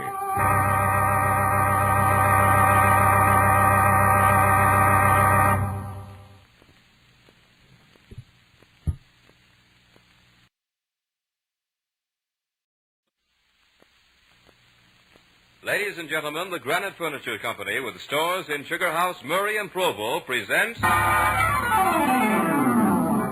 Hall of Fantasy. Welcome to the Hall of Fantasy. Welcome to the series of radio dramas dedicated to the supernatural, the unusual, and the unknown.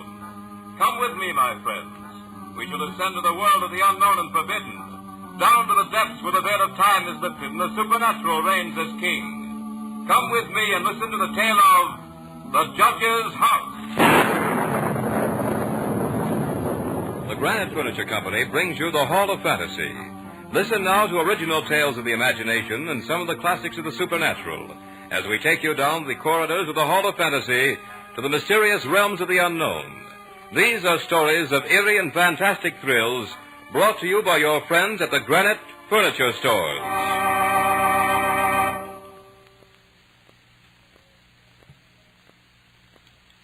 And now for tonight's story, a radio adaptation by Bob Olson of Bram Stoker's story entitled The Judge's House.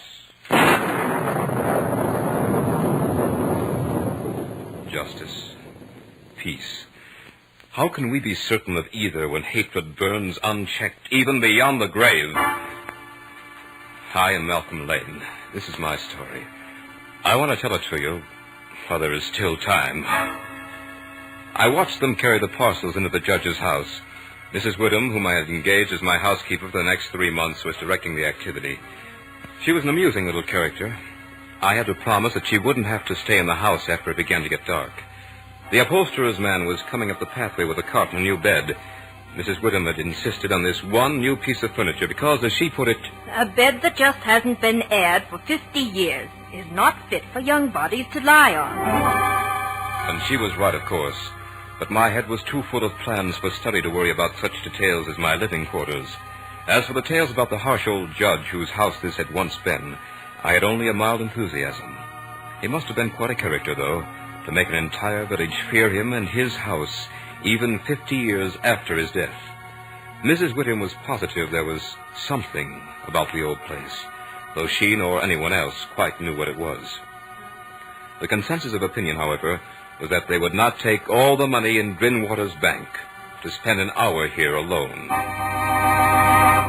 But Mrs. Whittam startled me with a very rational statement. The place is full of rats, and rats is bogies, just the same as bogies is rats.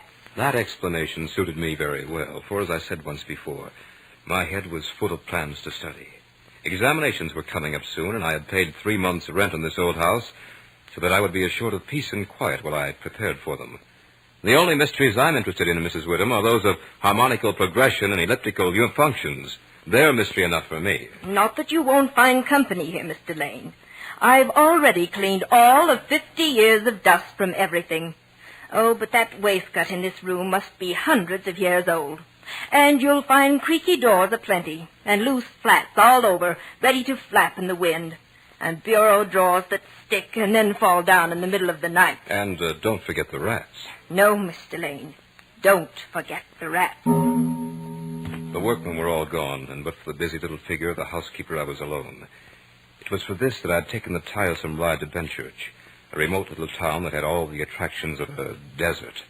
It was drawing close to evening as Mrs. Whittam was unpacking the last hamper, and I could see that she was beginning to cast worried glances about as the shadows began to creep into the corners of this huge dining room I'd chosen for my living quarters. "Oh, you may go now, Mrs. Whittam. It's getting dark in here, and I'm sure you're anxious to get home. You've done well with this old room. I shall reward you with complete possession of this house for the last 2 months of my tenancy. 3 or 4 weeks will be all I'll need, and I'd hate to see that rent money go to waste. Thank you kindly, sir, but I wouldn't stay here I know, for all the money in Drinkwater's bank. I'm really grateful, for I do want to be alone. And if you were not so opposed to it, I might be tempted to accept your company. Ah, you young gentlemen. You fear nothing, and I'm certain you'll get all the solitude you need here. Good night, sir. You'll find your supper beneath the cloth. Good night, Mrs. Witham. Oh, yes, this was comfort. After I'd finished my supper, I cleared the great oak table and got my books out. Then when I'd put fresh wood in the fire and trimmed the lamp, I sat down to a spell of hard work. I hardly looked up from my books until nearly 11 o'clock, at which time I threw some more wood in the fire and indulged in one of my most deeply ingrained habits, that of tea drinking. I thoroughly enjoyed tea and drank it this night with a sense of real enjoyment. Soon the new wood I had thrown on the fire began to crackle, and the new flame threw quaint shadows about the great old room. And as I sat there sipping my tea, I reveled in a complete sense of isolation. Then, for the first time, I noticed the noise of the rats. Strange, I hadn't heard them before. Maybe they're just getting used to me. But they're bold enough now. How busy they were. And what strange noises they made. Up and down the old wainscot they went, and over the ceiling and under the floor, racing and gnawing and scratching. There were so many of them that I'd have sworn that if they set their strength to it, they could have carried the house away. I had a smile when I recalled the words of Mrs. Witham. Rats is bogies, and bogies is rats.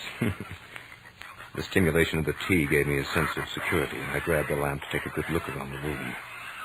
Strange why such a beautiful old place should have been so neglected for all this time.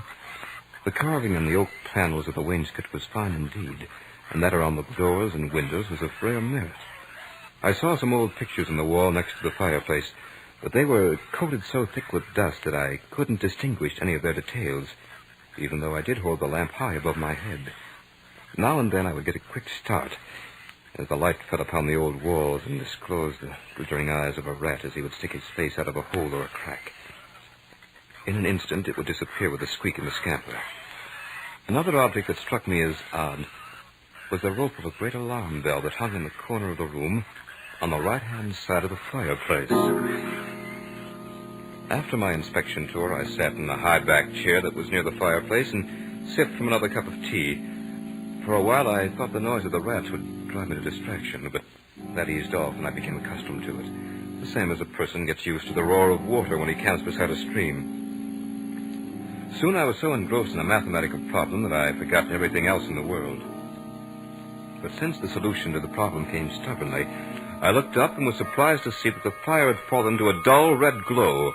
There was a sudden quiet, the strange hush that comes in the hour before dawn. I became aware for the first time the noise of the rats had ceased. When it had happened, I couldn't remember. But something instinctive told me that it had been in the last few moments, and that it had been sudden. I looked up, and what I saw was a most amazing thing. For there on the high-backed chair sat an enormous rat, staring at me through deadly, malignant eyes. I tried to frighten it away, but it didn't stir. I made a motion as if to throw something at it. But it only bared its teeth angrily, and its cruel eyes shone all the more bright. I'd grabbed the poker from the hearth and was going to kill the creature. But before I could reach it, that enormous rat jumped to the floor, and with a squeak that sounded like a consummate hit of the whole world, scampered up the rope of the alarm bell and disappeared in the darkness. Then, as if by a signal, the noise of the other rats started all over again. By this time, I gave up working my problem and bartered it for some much-needed sleep. It was Mrs. Witham who woke me as she came in to make up the room. You're much paler this morning, Mr. Lane. I am? You shouldn't stay up so late with your work. It isn't good for you. But tell me, how did you spend the night? I was certainly glad to see you. Alive? Oh, yes, that was quite all right, Mrs. Witham. The something didn't worry me too much. But the rats certainly held themselves a camp meeting. There was one that sat up in that chair by the fireplace and wouldn't go away until I chased him with a poker. It was the biggest old devil I've ever seen. Old devil? Maybe it was the old devil.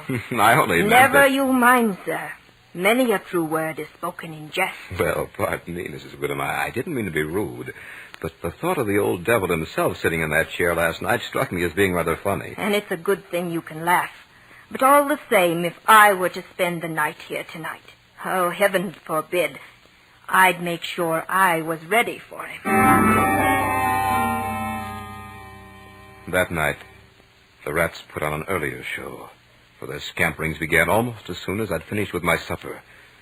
The cursed creatures seemed to get on my nerves, and I sat there and puffed my pipe. While they squealed and scratched and gnawed. They seemed to grow bolder by the minute. By now they were coming to the chinks and cracks in the wall until their eyes shone like miniature lamps when the firelight struck them. They'd even make bold sallies under the floor, and I'd have to frighten them away by pounding on the table with my fist.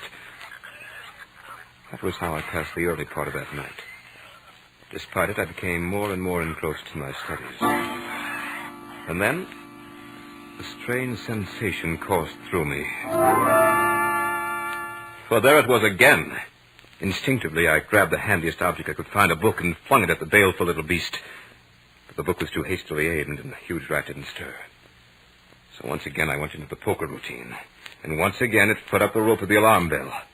I tried to follow its flight more closely this time, but before I could see where it went, it had been swallowed up in the shadows.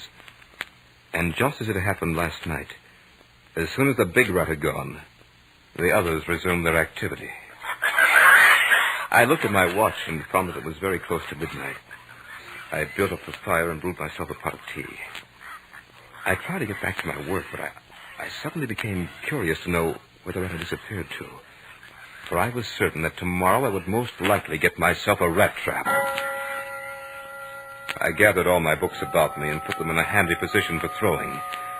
Then I took the rope of the alarm bell and placed the end of it upon the table underneath the lamp, where there would be plenty of light on it. As I picked up the rope, I was amazed how pliable and strong it was.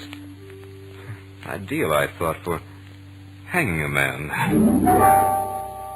Soon my preparations were complete. Now, this time, my friend, I intend to learn more about you. Once again, I was hard at my work, and the noise of the rats was forgotten. But just as suddenly as before, I was aroused by that same sense of startling silence. I was conscious of a slight movement in the rope at my elbow. Without stirring, I checked to see if my pile of books was in easy reach. It was. I cast my glance up the rope just in time to see the huge rat drop from it to the back of the high oak chair. I grabbed a book and hurled it. With amazing agility, the rat sprang aside and dodged it. I threw a second and a third, but each time it managed to dodge my battery. It was almost funny, almost. Finally, when I was down to the last book, I took careful aim, and as I did this, the rat squeaked and seemed afraid. I let the book fly. It struck the rat with a resounding thud. It gave out a shrill, terrified shriek, and running up the back of the chair, made a desperate leap, and with the speed of a bolt of lightning ran up the bell rope. The lamp rocked with a strain, but it didn't topple. Then I saw the rat leap to a molding and disappear through the hole in one of the big pictures that hung on the wall. I made a mental note of the exact spot. Third picture from the fireplace, huh? I'll remember that and have Mrs. Whittam scrub it clean the first thing tomorrow morning. I began to pick up the books I had thrown at the rat. As I did so, I took a good look at their titles. Conic sections. Mr. Rat doesn't seem to mind that.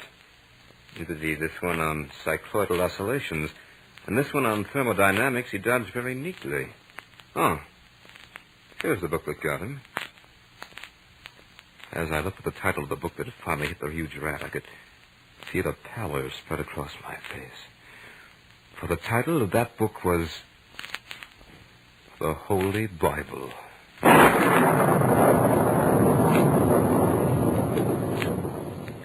You are listening to The Judge's House by Bram Stoker in tonight's journey down the corridors of the Hall of Fantasy, brought to you by your friends at the Granite Furniture Company with stores in Sugar House, Murray, and Provo.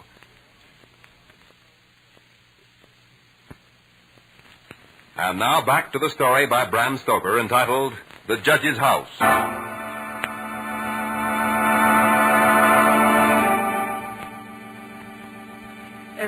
Mr. Lane, this is Dr. Thornhill. Dr. Thornhill, are you ill, Mrs. Whittam? Your pardon, Mr. Lane, but Mrs. Whittam wanted me to come up here and have a talk with you. A talk? Well, in that case, let me prepare some tea for you. Oh, please don't. That's one of the things I came to talk to you about. Mrs. Whittam thinks you drink more strong tea than is good for you. She tells me also that you put in quite long hours at your studies. Mrs. Whittam, I engaged you as a housekeeper, not as a guardian. Oh, please, Mr. Lane, I didn't As a matter of fact, Lane, she didn't mean to have me talk to you at all. That was my idea. I see. Well, now that you're here, what do you want me to do? Leave this house? Well, even if I could see the reason for it, I doubt if I would. But as for the tea and late hours, I might be able to give them up. Would it make you feel any better, Mrs. Whittam, if I promised not to study after 1 o'clock tonight? Yes, if you promise. Then I promise. I advise you, not as a total stranger to your problem, Mr. Lane. I was a student once myself, you know. Of course. Shall we shake on it, Doctor? Fine. Now, if you will, I wish you'd tell me what you've noticed in this house. Well, it's just as I've told Mrs. Whittam. I'd be working late, and I'd suddenly... And when I looked to see which book it was that had struck the rat, the devil, as Mrs. Whittam calls it, I was amazed to find that it was the Holy Bible. There now. Please, Mrs. Whittam, you're not hurt. And now, Mr. Lane, you say the rat always went up the rope of that alarm bell? Always. I suppose you know what that rope is? No, why? It's the very rope the hangman used to execute the victims of the judge's hatred. Oh, no. Now, Mrs. Whittam, there's no reason to get upset about this, really. Doctor, you shouldn't put such horrible thoughts in poor Mr. Lane's mind. He has enough to unseat him already. I did it for a definite purpose. Mr. Lane, I want you to fix your attention on that rope. Now, I know you're sound of mind and body, but hard work and long hours and this suggestion of the devil, especially in this lonely old house, can do things to the mind. Now, I don't mean this as any offense, but if you should find yourself having, well, hallucinations or some unexplainable fright, I want you to pull that rope. It'll give us some kind of a warning in the village. We might be able to be of some help. Well, thank you, Doctor. I'll do that. I may get stuck with a problem. Fine. Goodbye, Mr. Lane, and, well, I wouldn't be surprised if Benchurch hears the alarm bell from the judge's house tonight. I didn't quite share the doctor's views, but just the same, I caught myself staring at the bell rope. The more I stared, the more restless I became, and every now and then my mind would conjure up the vision of some wretched victim dangling from the end of it. But that line of thinking would have me out of my mind in a hurry. Mrs. Whittam had made the place neat and homey. I wandered over to one of the big windows and flung it open. I was surprised to find that a sharp wind had come up, a very cold wind for April. It was more than a sharp wind, really, for it was carrying a stone. Little drops of rain began to pelt me in the face until soon it became a thing of fury. I bolted the shutters and built up the fire with some fresh wood. I was uncomfortable and was only vaguely conscious of the reason. Suddenly I knew. The rats were quiet tonight. It gave me a slight case of the jitters, and I instinctively took a hasty glance at the bell rope. The rope was quite still. I wanted a hot cup of tea, but remembering my promise to Mrs. Whittam, I desisted. Instead, I sat at the great oak table and opened my books. Soon I had started a problem, and the noise of the rats began. For the first time since I had taken up residence in the judge's house, I was glad to hear those rats. I had worked for an hour or so and suddenly became conscious of the furious storm outside. I was thankful that I didn't have to be out of it. The faint movement of the bell rope compelled me to walk over to it and take it in my hand. I saw nothing. It had only been the wind, and the rope was rising and falling gently with each new gust of air, which caused the bell to sway back and forth a little. That rope had a deadly fascination to it. I wondered what the judge wanted such a grisly memento in his house. The thought of it sent a chill through me. Or was it a thought? Didn't I sense a tremor along that rope? I couldn't be sure, but at that moment I remembered the picture. I walked over to the table, picked up the lamp, and approached the spot where I'd seen the picture the night before.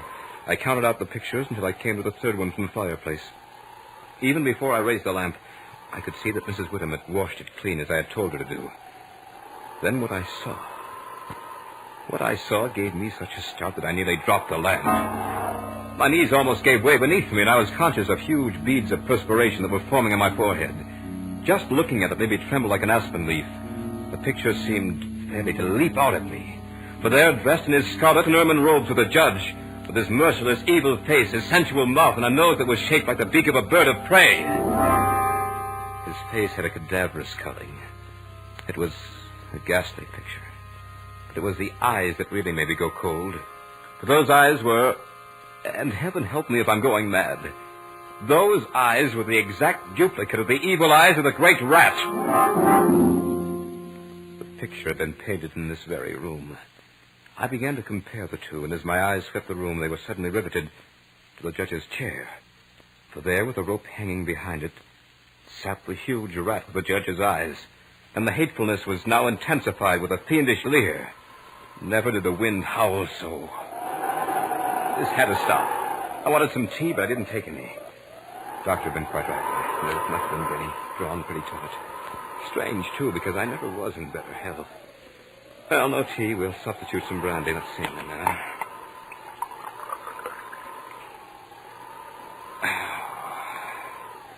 I had a stiff glass of the brandy and went back to work.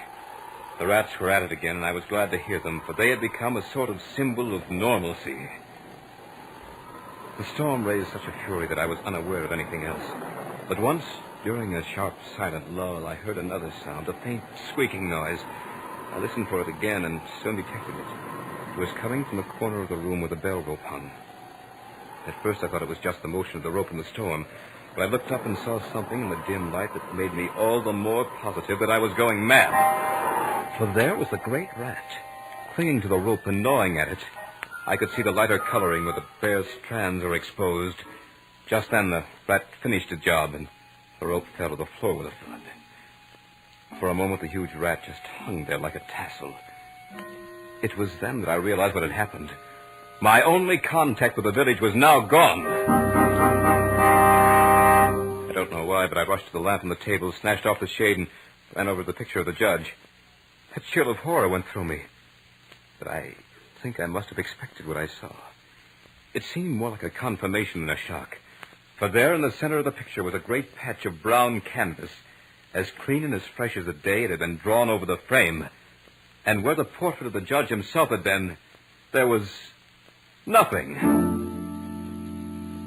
I heard a sound behind me. When I turned around, I really got the palsy. I suddenly became incapable of movement. I could hardly think. I had been prepared to see most anything, but what was there?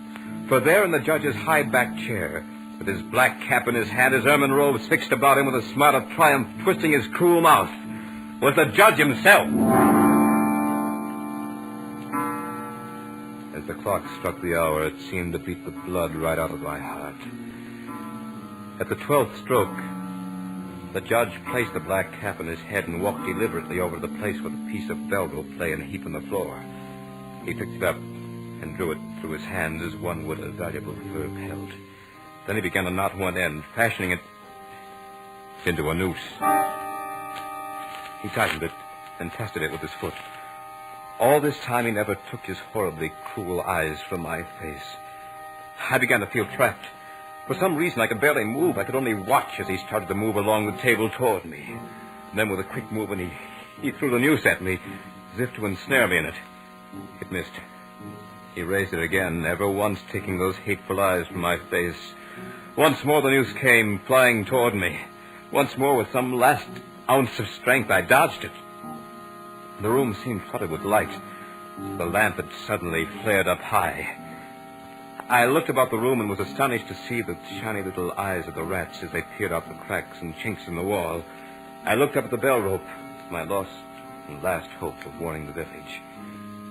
It was covered with the little fellows. Funny thing, but those rats were the only thing that gave me even the slightest sense of comfort.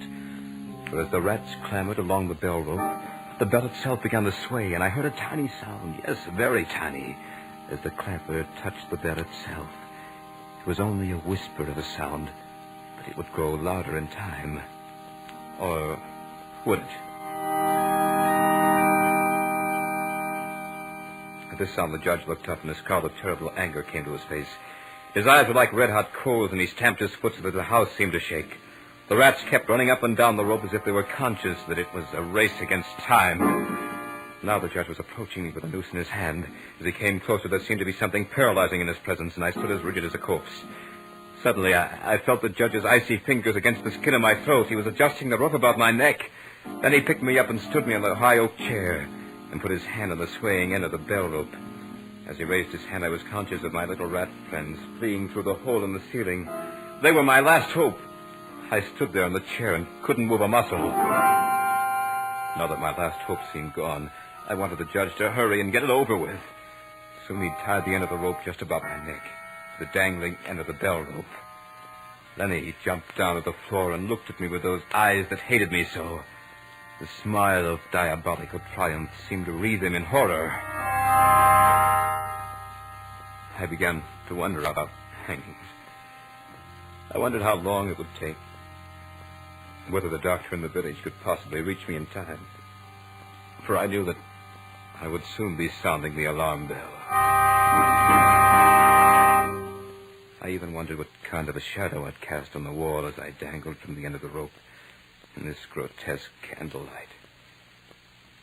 But I didn't wonder for long, because suddenly the judge grabbed the chair on which I was standing with a sudden movement, jerked it out from under me.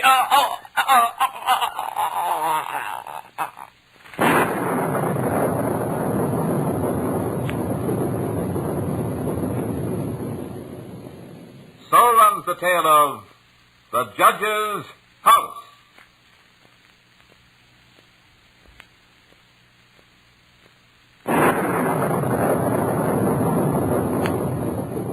Remember to join us next week at the same time for another journey down the corridors of the Hall of Fantasy.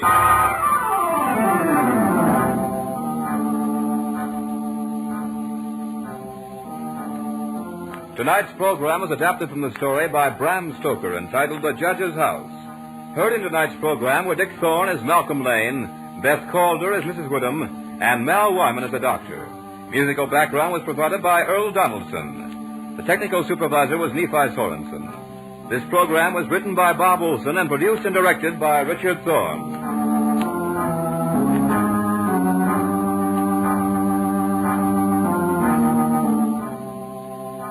Remember, be with us again next Sunday night on call at 8:30 p.m. when the Granite Furniture Stores in Sugar House, Murray, and Provo will take you on another journey down the corridors of the Hall of Fantasy.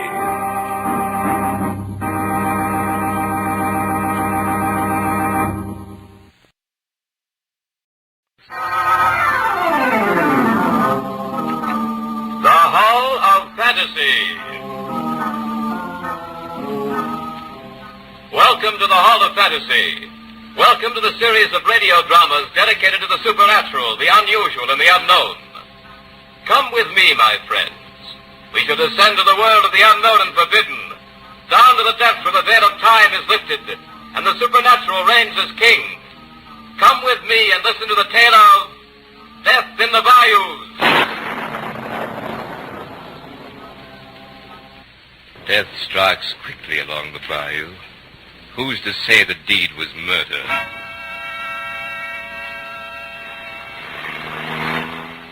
According to this map, we should be nearing that plantation. Oh, I'll be glad to get there in a chance to freshen up a bit.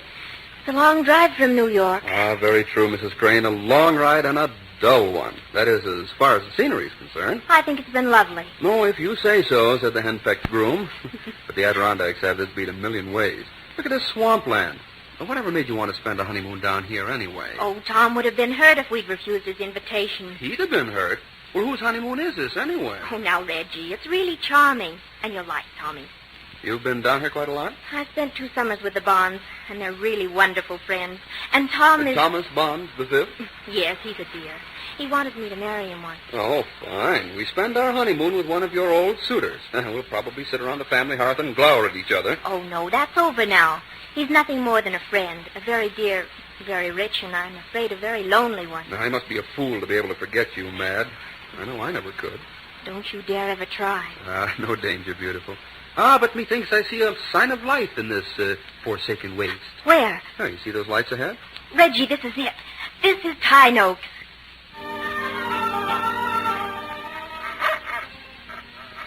The welcoming committee. Say, that mastiff looks as if he'd like a pound or two of leg. Now, take it easy, Hound. We've been invited. Hello there. Would you let us in, please? Who's there? Oh, it's Amos. Amos, this is Miss Madeline. Why, Miss Madeline, hello, child. Of course, Master Tom's expecting you all. He's pacing the floor right now, he is. Amos, this is my husband, Master Reginald Crane. Yes, Master Reginald. Welcome to Tyne Oaks. You'll just drive up to the house. Master Tom is powerful anxious to see you all. Well, Mad, this is wonderful, really wonderful. I thought you'd never get here. And this is, I presume, the lucky gentleman? Yes, Tommy. This is Reggie. Of course, Reggie. Well, take your things off and join me in the drawing room for a little drink. Lena, take Mrs. Crane's things. Yes, Master Tom. Thank you, Lena. I'd very much like to clean up. Let me see now. That's one, and another. There's your drinks. Amos, take our guest things to their rooms. His rooms? Why, this is a honeymoon, old man. I believe it's legal to... Of course, it seems strange to think of Mad as being married. Forgive me, please. Oh, sure thing. I'm a little dazed about it myself. Fabulous luck, you know. Did you ever see anybody so lovely in your life? No, Reggie, please. No. Never have I seen a more lovely creature. Never. Too lovely for you, old fella. Much too lovely for anybody. Well, excuse me. I'm getting a little self-conscious in here. Tom, how are things at dear old Tyne Oaks? Well, it's not what it used to be, Mad. Echoes of the old days. Since the Colonel and my dear mother died, well, it's a lonely old place. Now it's yours, Mad. Well, thank you, Tom. It was nice of you to ask us down here. Well, I'll be going now. Where are you going? I moved to the guest house this morning. You mean this entire house It's is a bridal suite. Pardon me, Master Reggie, but do all these things come in? I'll be right with you, Amos. Excuse me for a minute, will you, Mad? Don't forget my black overnight case. Okay, I won't. So you did it anyway. Did what, Tom? Married that... Tom. I told you I'd never let anyone else have you. Tom, what are you saying? Your pardon, Mad. I forgot myself. I thought you'd forgotten that and it's all over. Forgotten? No, not forgotten. Good night. Forgotten. Oh, been forgotten, is it? Oh, Mad, you should never have let me love you so much. Well, my pretty, here's your precious black case. Thank you, Reginald. Oh, why so formal? Why, during our courtship, you called me Reggie. Now we're married, it's Reginald. I'm going home to Father. Oh, please, Reggie, don't joke. Maybe we should have gone to the Adirondacks. Oh, nonsense. All I had to offer you there was a rustic little three-room cabin. But this plantation all to ourselves. It's like something out of Gone with the Wind. That cabin sounds heavenly to me, Reggie. Now, wait a minute, beautiful. A honeymoon is no time to start second-guessing. This is it. This is what we dreamed about. Yes, sir. By golly, I'm going to make our honeymoon at Tyne Oaks the best either of us ever had. You expect more, then? Oh, I certainly do. Well, mighty square of you to tell me about it. We shall have as many honeymoons as there are days in a year. Oh, Reggie, you're a nitwit, but a charming one. What is it? Now, I'll see you a minute, Miss Madeline. Yes, Lena, come in. Excuse me, I didn't know the master was here. Oh, don't be shy, Lena. This is Master Reggie, my husband. How are you, Lena? Nobody the same at Tyne Oaks. You shouldn't have come down here, Miss Madeline. Lena, what do you say that for? Tyne Oaks has always been my second home. Back when Tyne Oaks was the home for everybody. It changed since the Colonel and Master's Bond died. Master Tom changed. He get crazy, drunk, and beat us. Beat you? Why? There ain't no why, Miss Madeline. He just mean. I get so scared of him. And tonight, well, Miss Madeline, he's acting awful. Lena, I won't have you saying such things. Now, you run along, or I'll tell Master Tom. Oh, no, please don't tell Master Tom, please. He'd what? Please don't tell him. Then don't let me hear you talking like that again. I'm ashamed of you. Yes, Lena medicine fool. Lena should be dead. Well, Tommy. Now, Tommy sounds to me like a problem child. He was. Oh, but he's settled down now to this quiet life of the plantation owner. Who knows the souls of men? Well, Reggie, what do you mean? Only that he still loves you and hates me. Now, I could see that right away. He wanted to put us in separate rooms. Can you imagine it? Yes, Reggie, I think you're right. Well, that's what I was going to tell you. While you were out there, he said something very strange. It frightened me. Well, what did he say?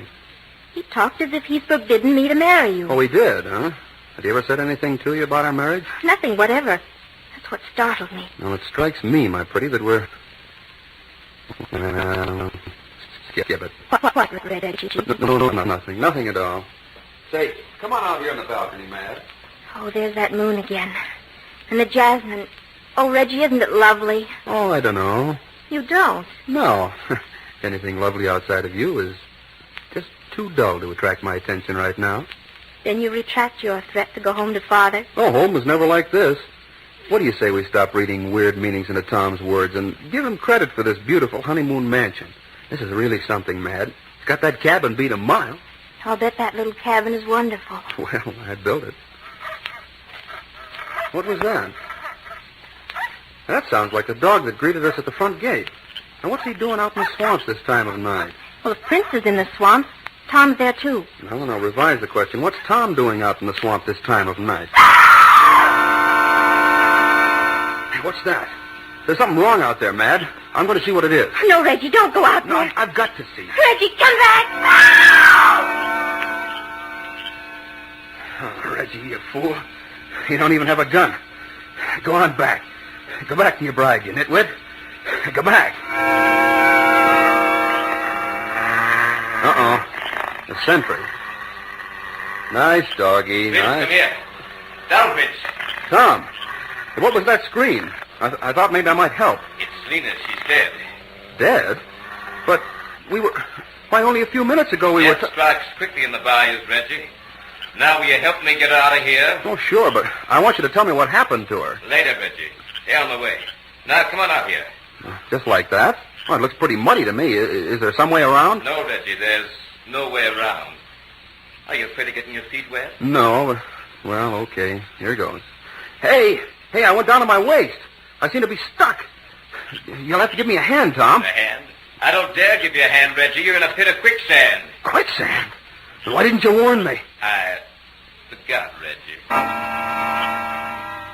Tom, I can't get loose. Help me. I felt sorry for you when Madeline got word that you were a German prisoner. And then when word came through that you'd been killed trying to escape, Madeline was broken-hearted. Tom, get me out of this. It was I who dried her tears, Reggie.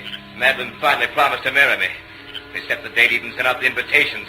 And then you came back from your grave. That, Reggie, was very inconsiderate of you. I'm sinking, Tom. Do something. Do something? When you were dead, I headed the list with Madeline.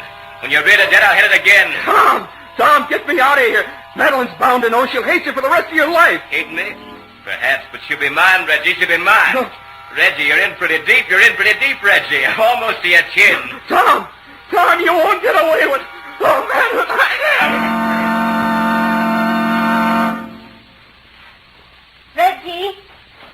Reggie? Here, Madeline. Reggie? No, Madeline, it's Tom. Oh, Tom, where's Reggie? Reggie? I thought he was with you. That's where I'd be if you were my bride. He came out here to... Oh, help me find him, Tom.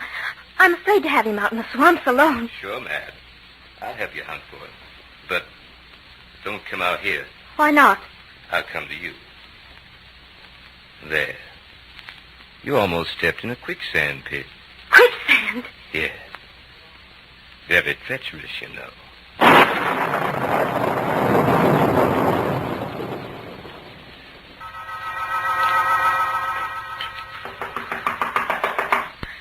Who is it? It's Tom, Madeline. May I come in? Oh, yes, Tom, please do.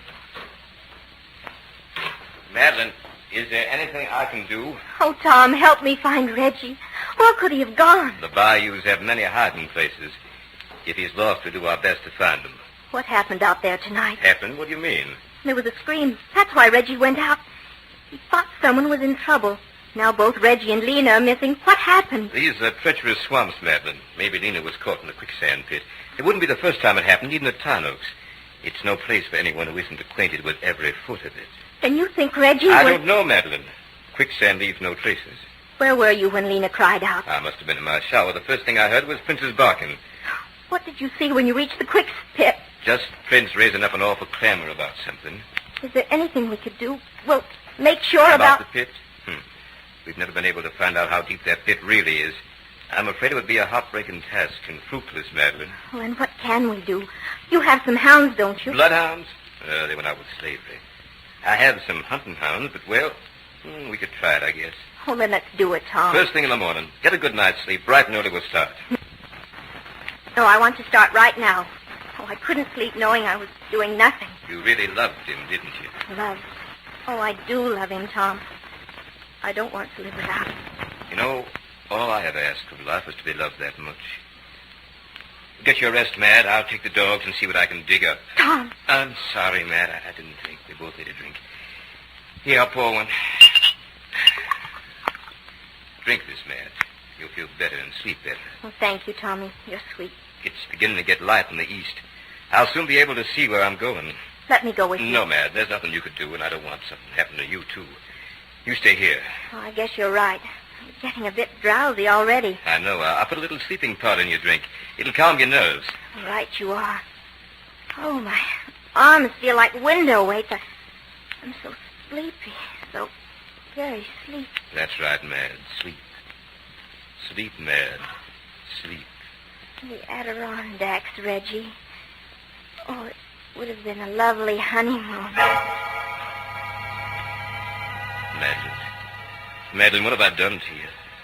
If you've only loved me. I couldn't expect you to know what a difference it always made to this old place to have you here. And how desolate it became the moment you left. Even now, as you sleep, Pine Oaks has an enchantment, a charm it never had at any other time. Is it my fault if I love you too much? What are the rules, Madeline?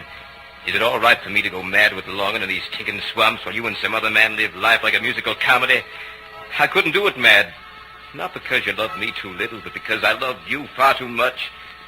Oh, forgive me, Madeline. Loneliness is too bitter. As long as Reggie lived, I could never hope to be anything better than half dead. Poor old Lena. That was never meant to be. But she tried to warn you and drive you away forever.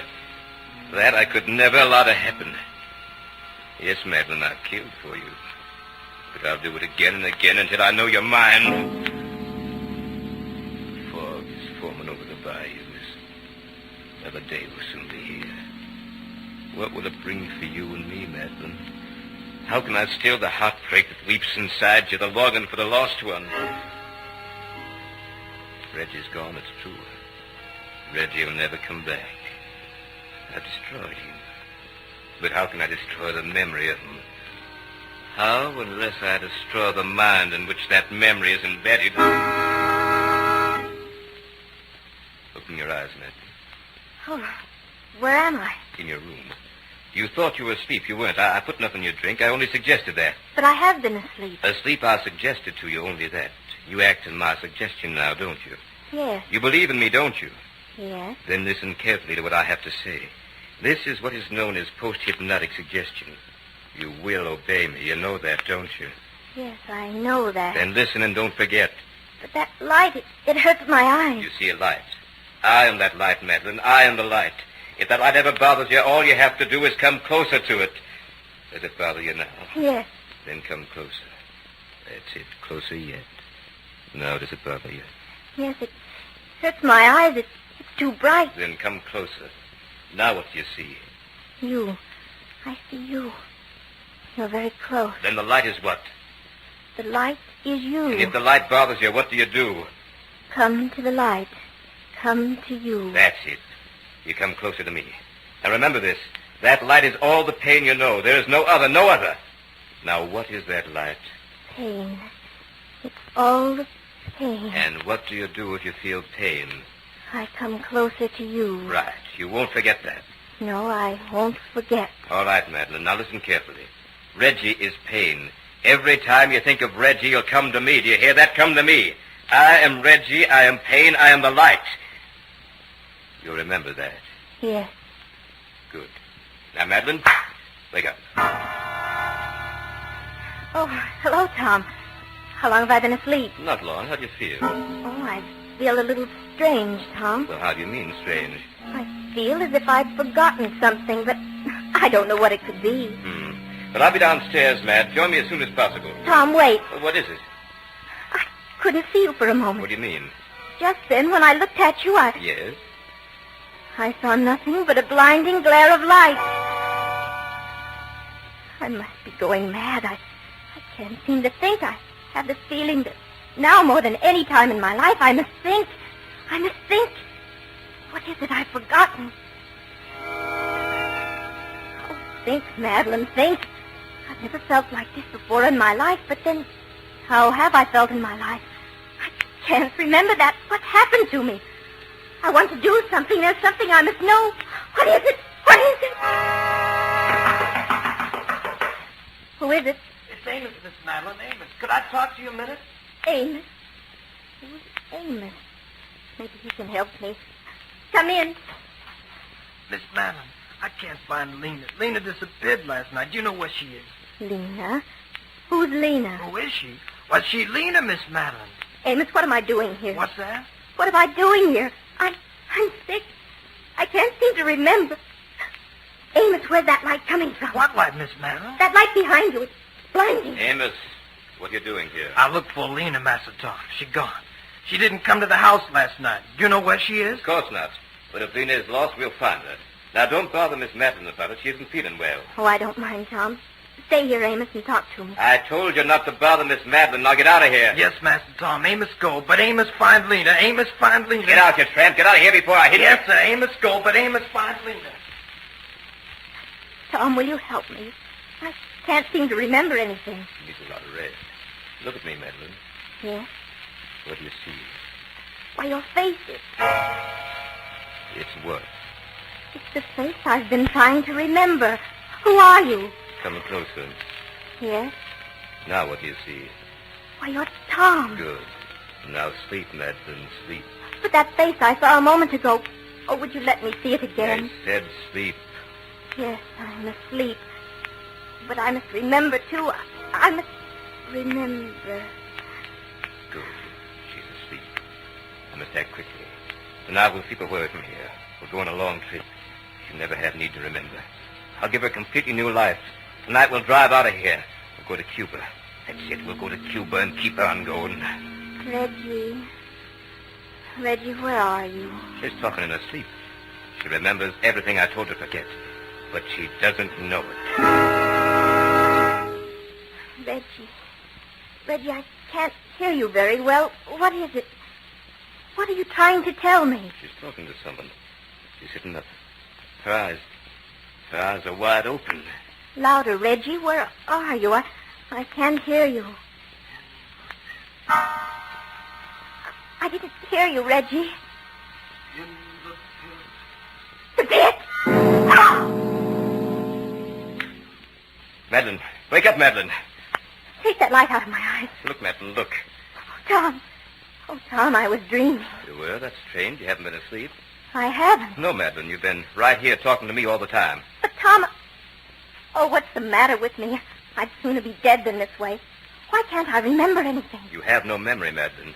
It's been taken away from you. Who took it away? Why? Oh, just when I need to remember. I took it away, Madeline. You? Why? Because you're about to learn something that will have killed us both. What was it? You'll know soon enough. Until then, don't try to remember.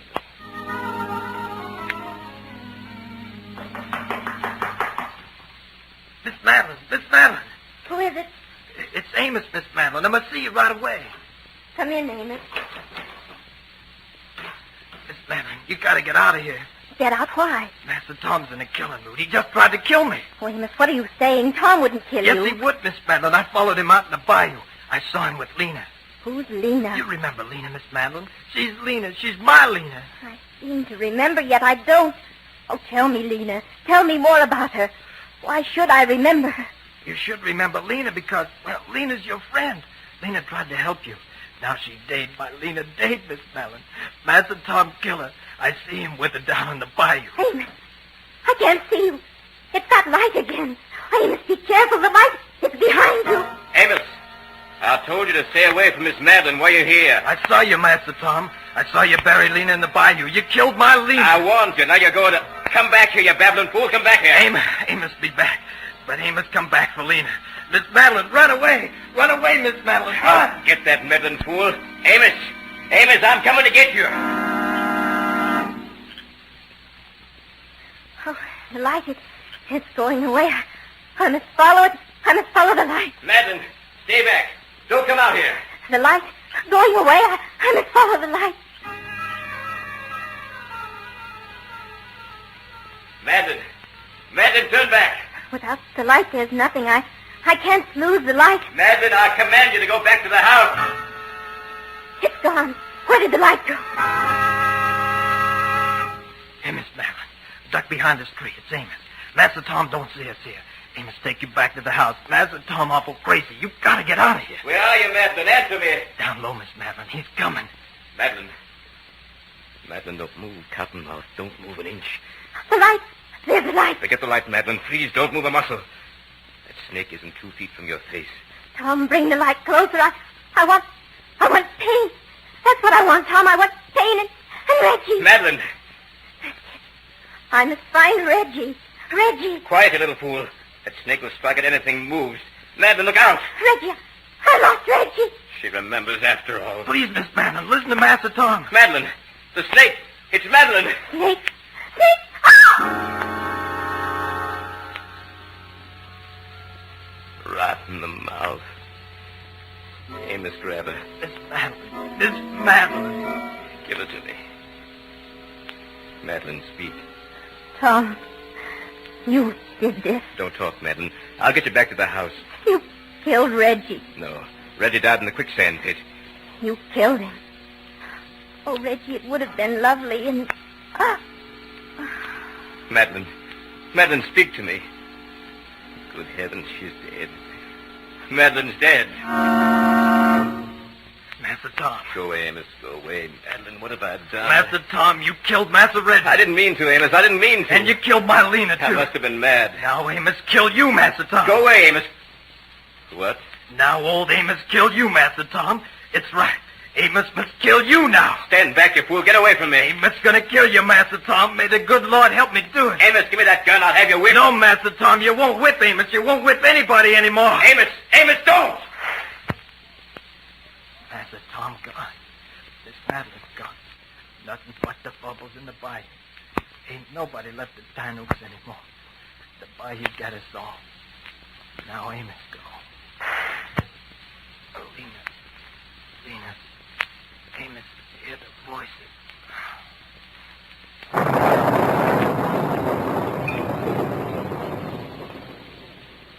So runs the tale of Death in the Bayou.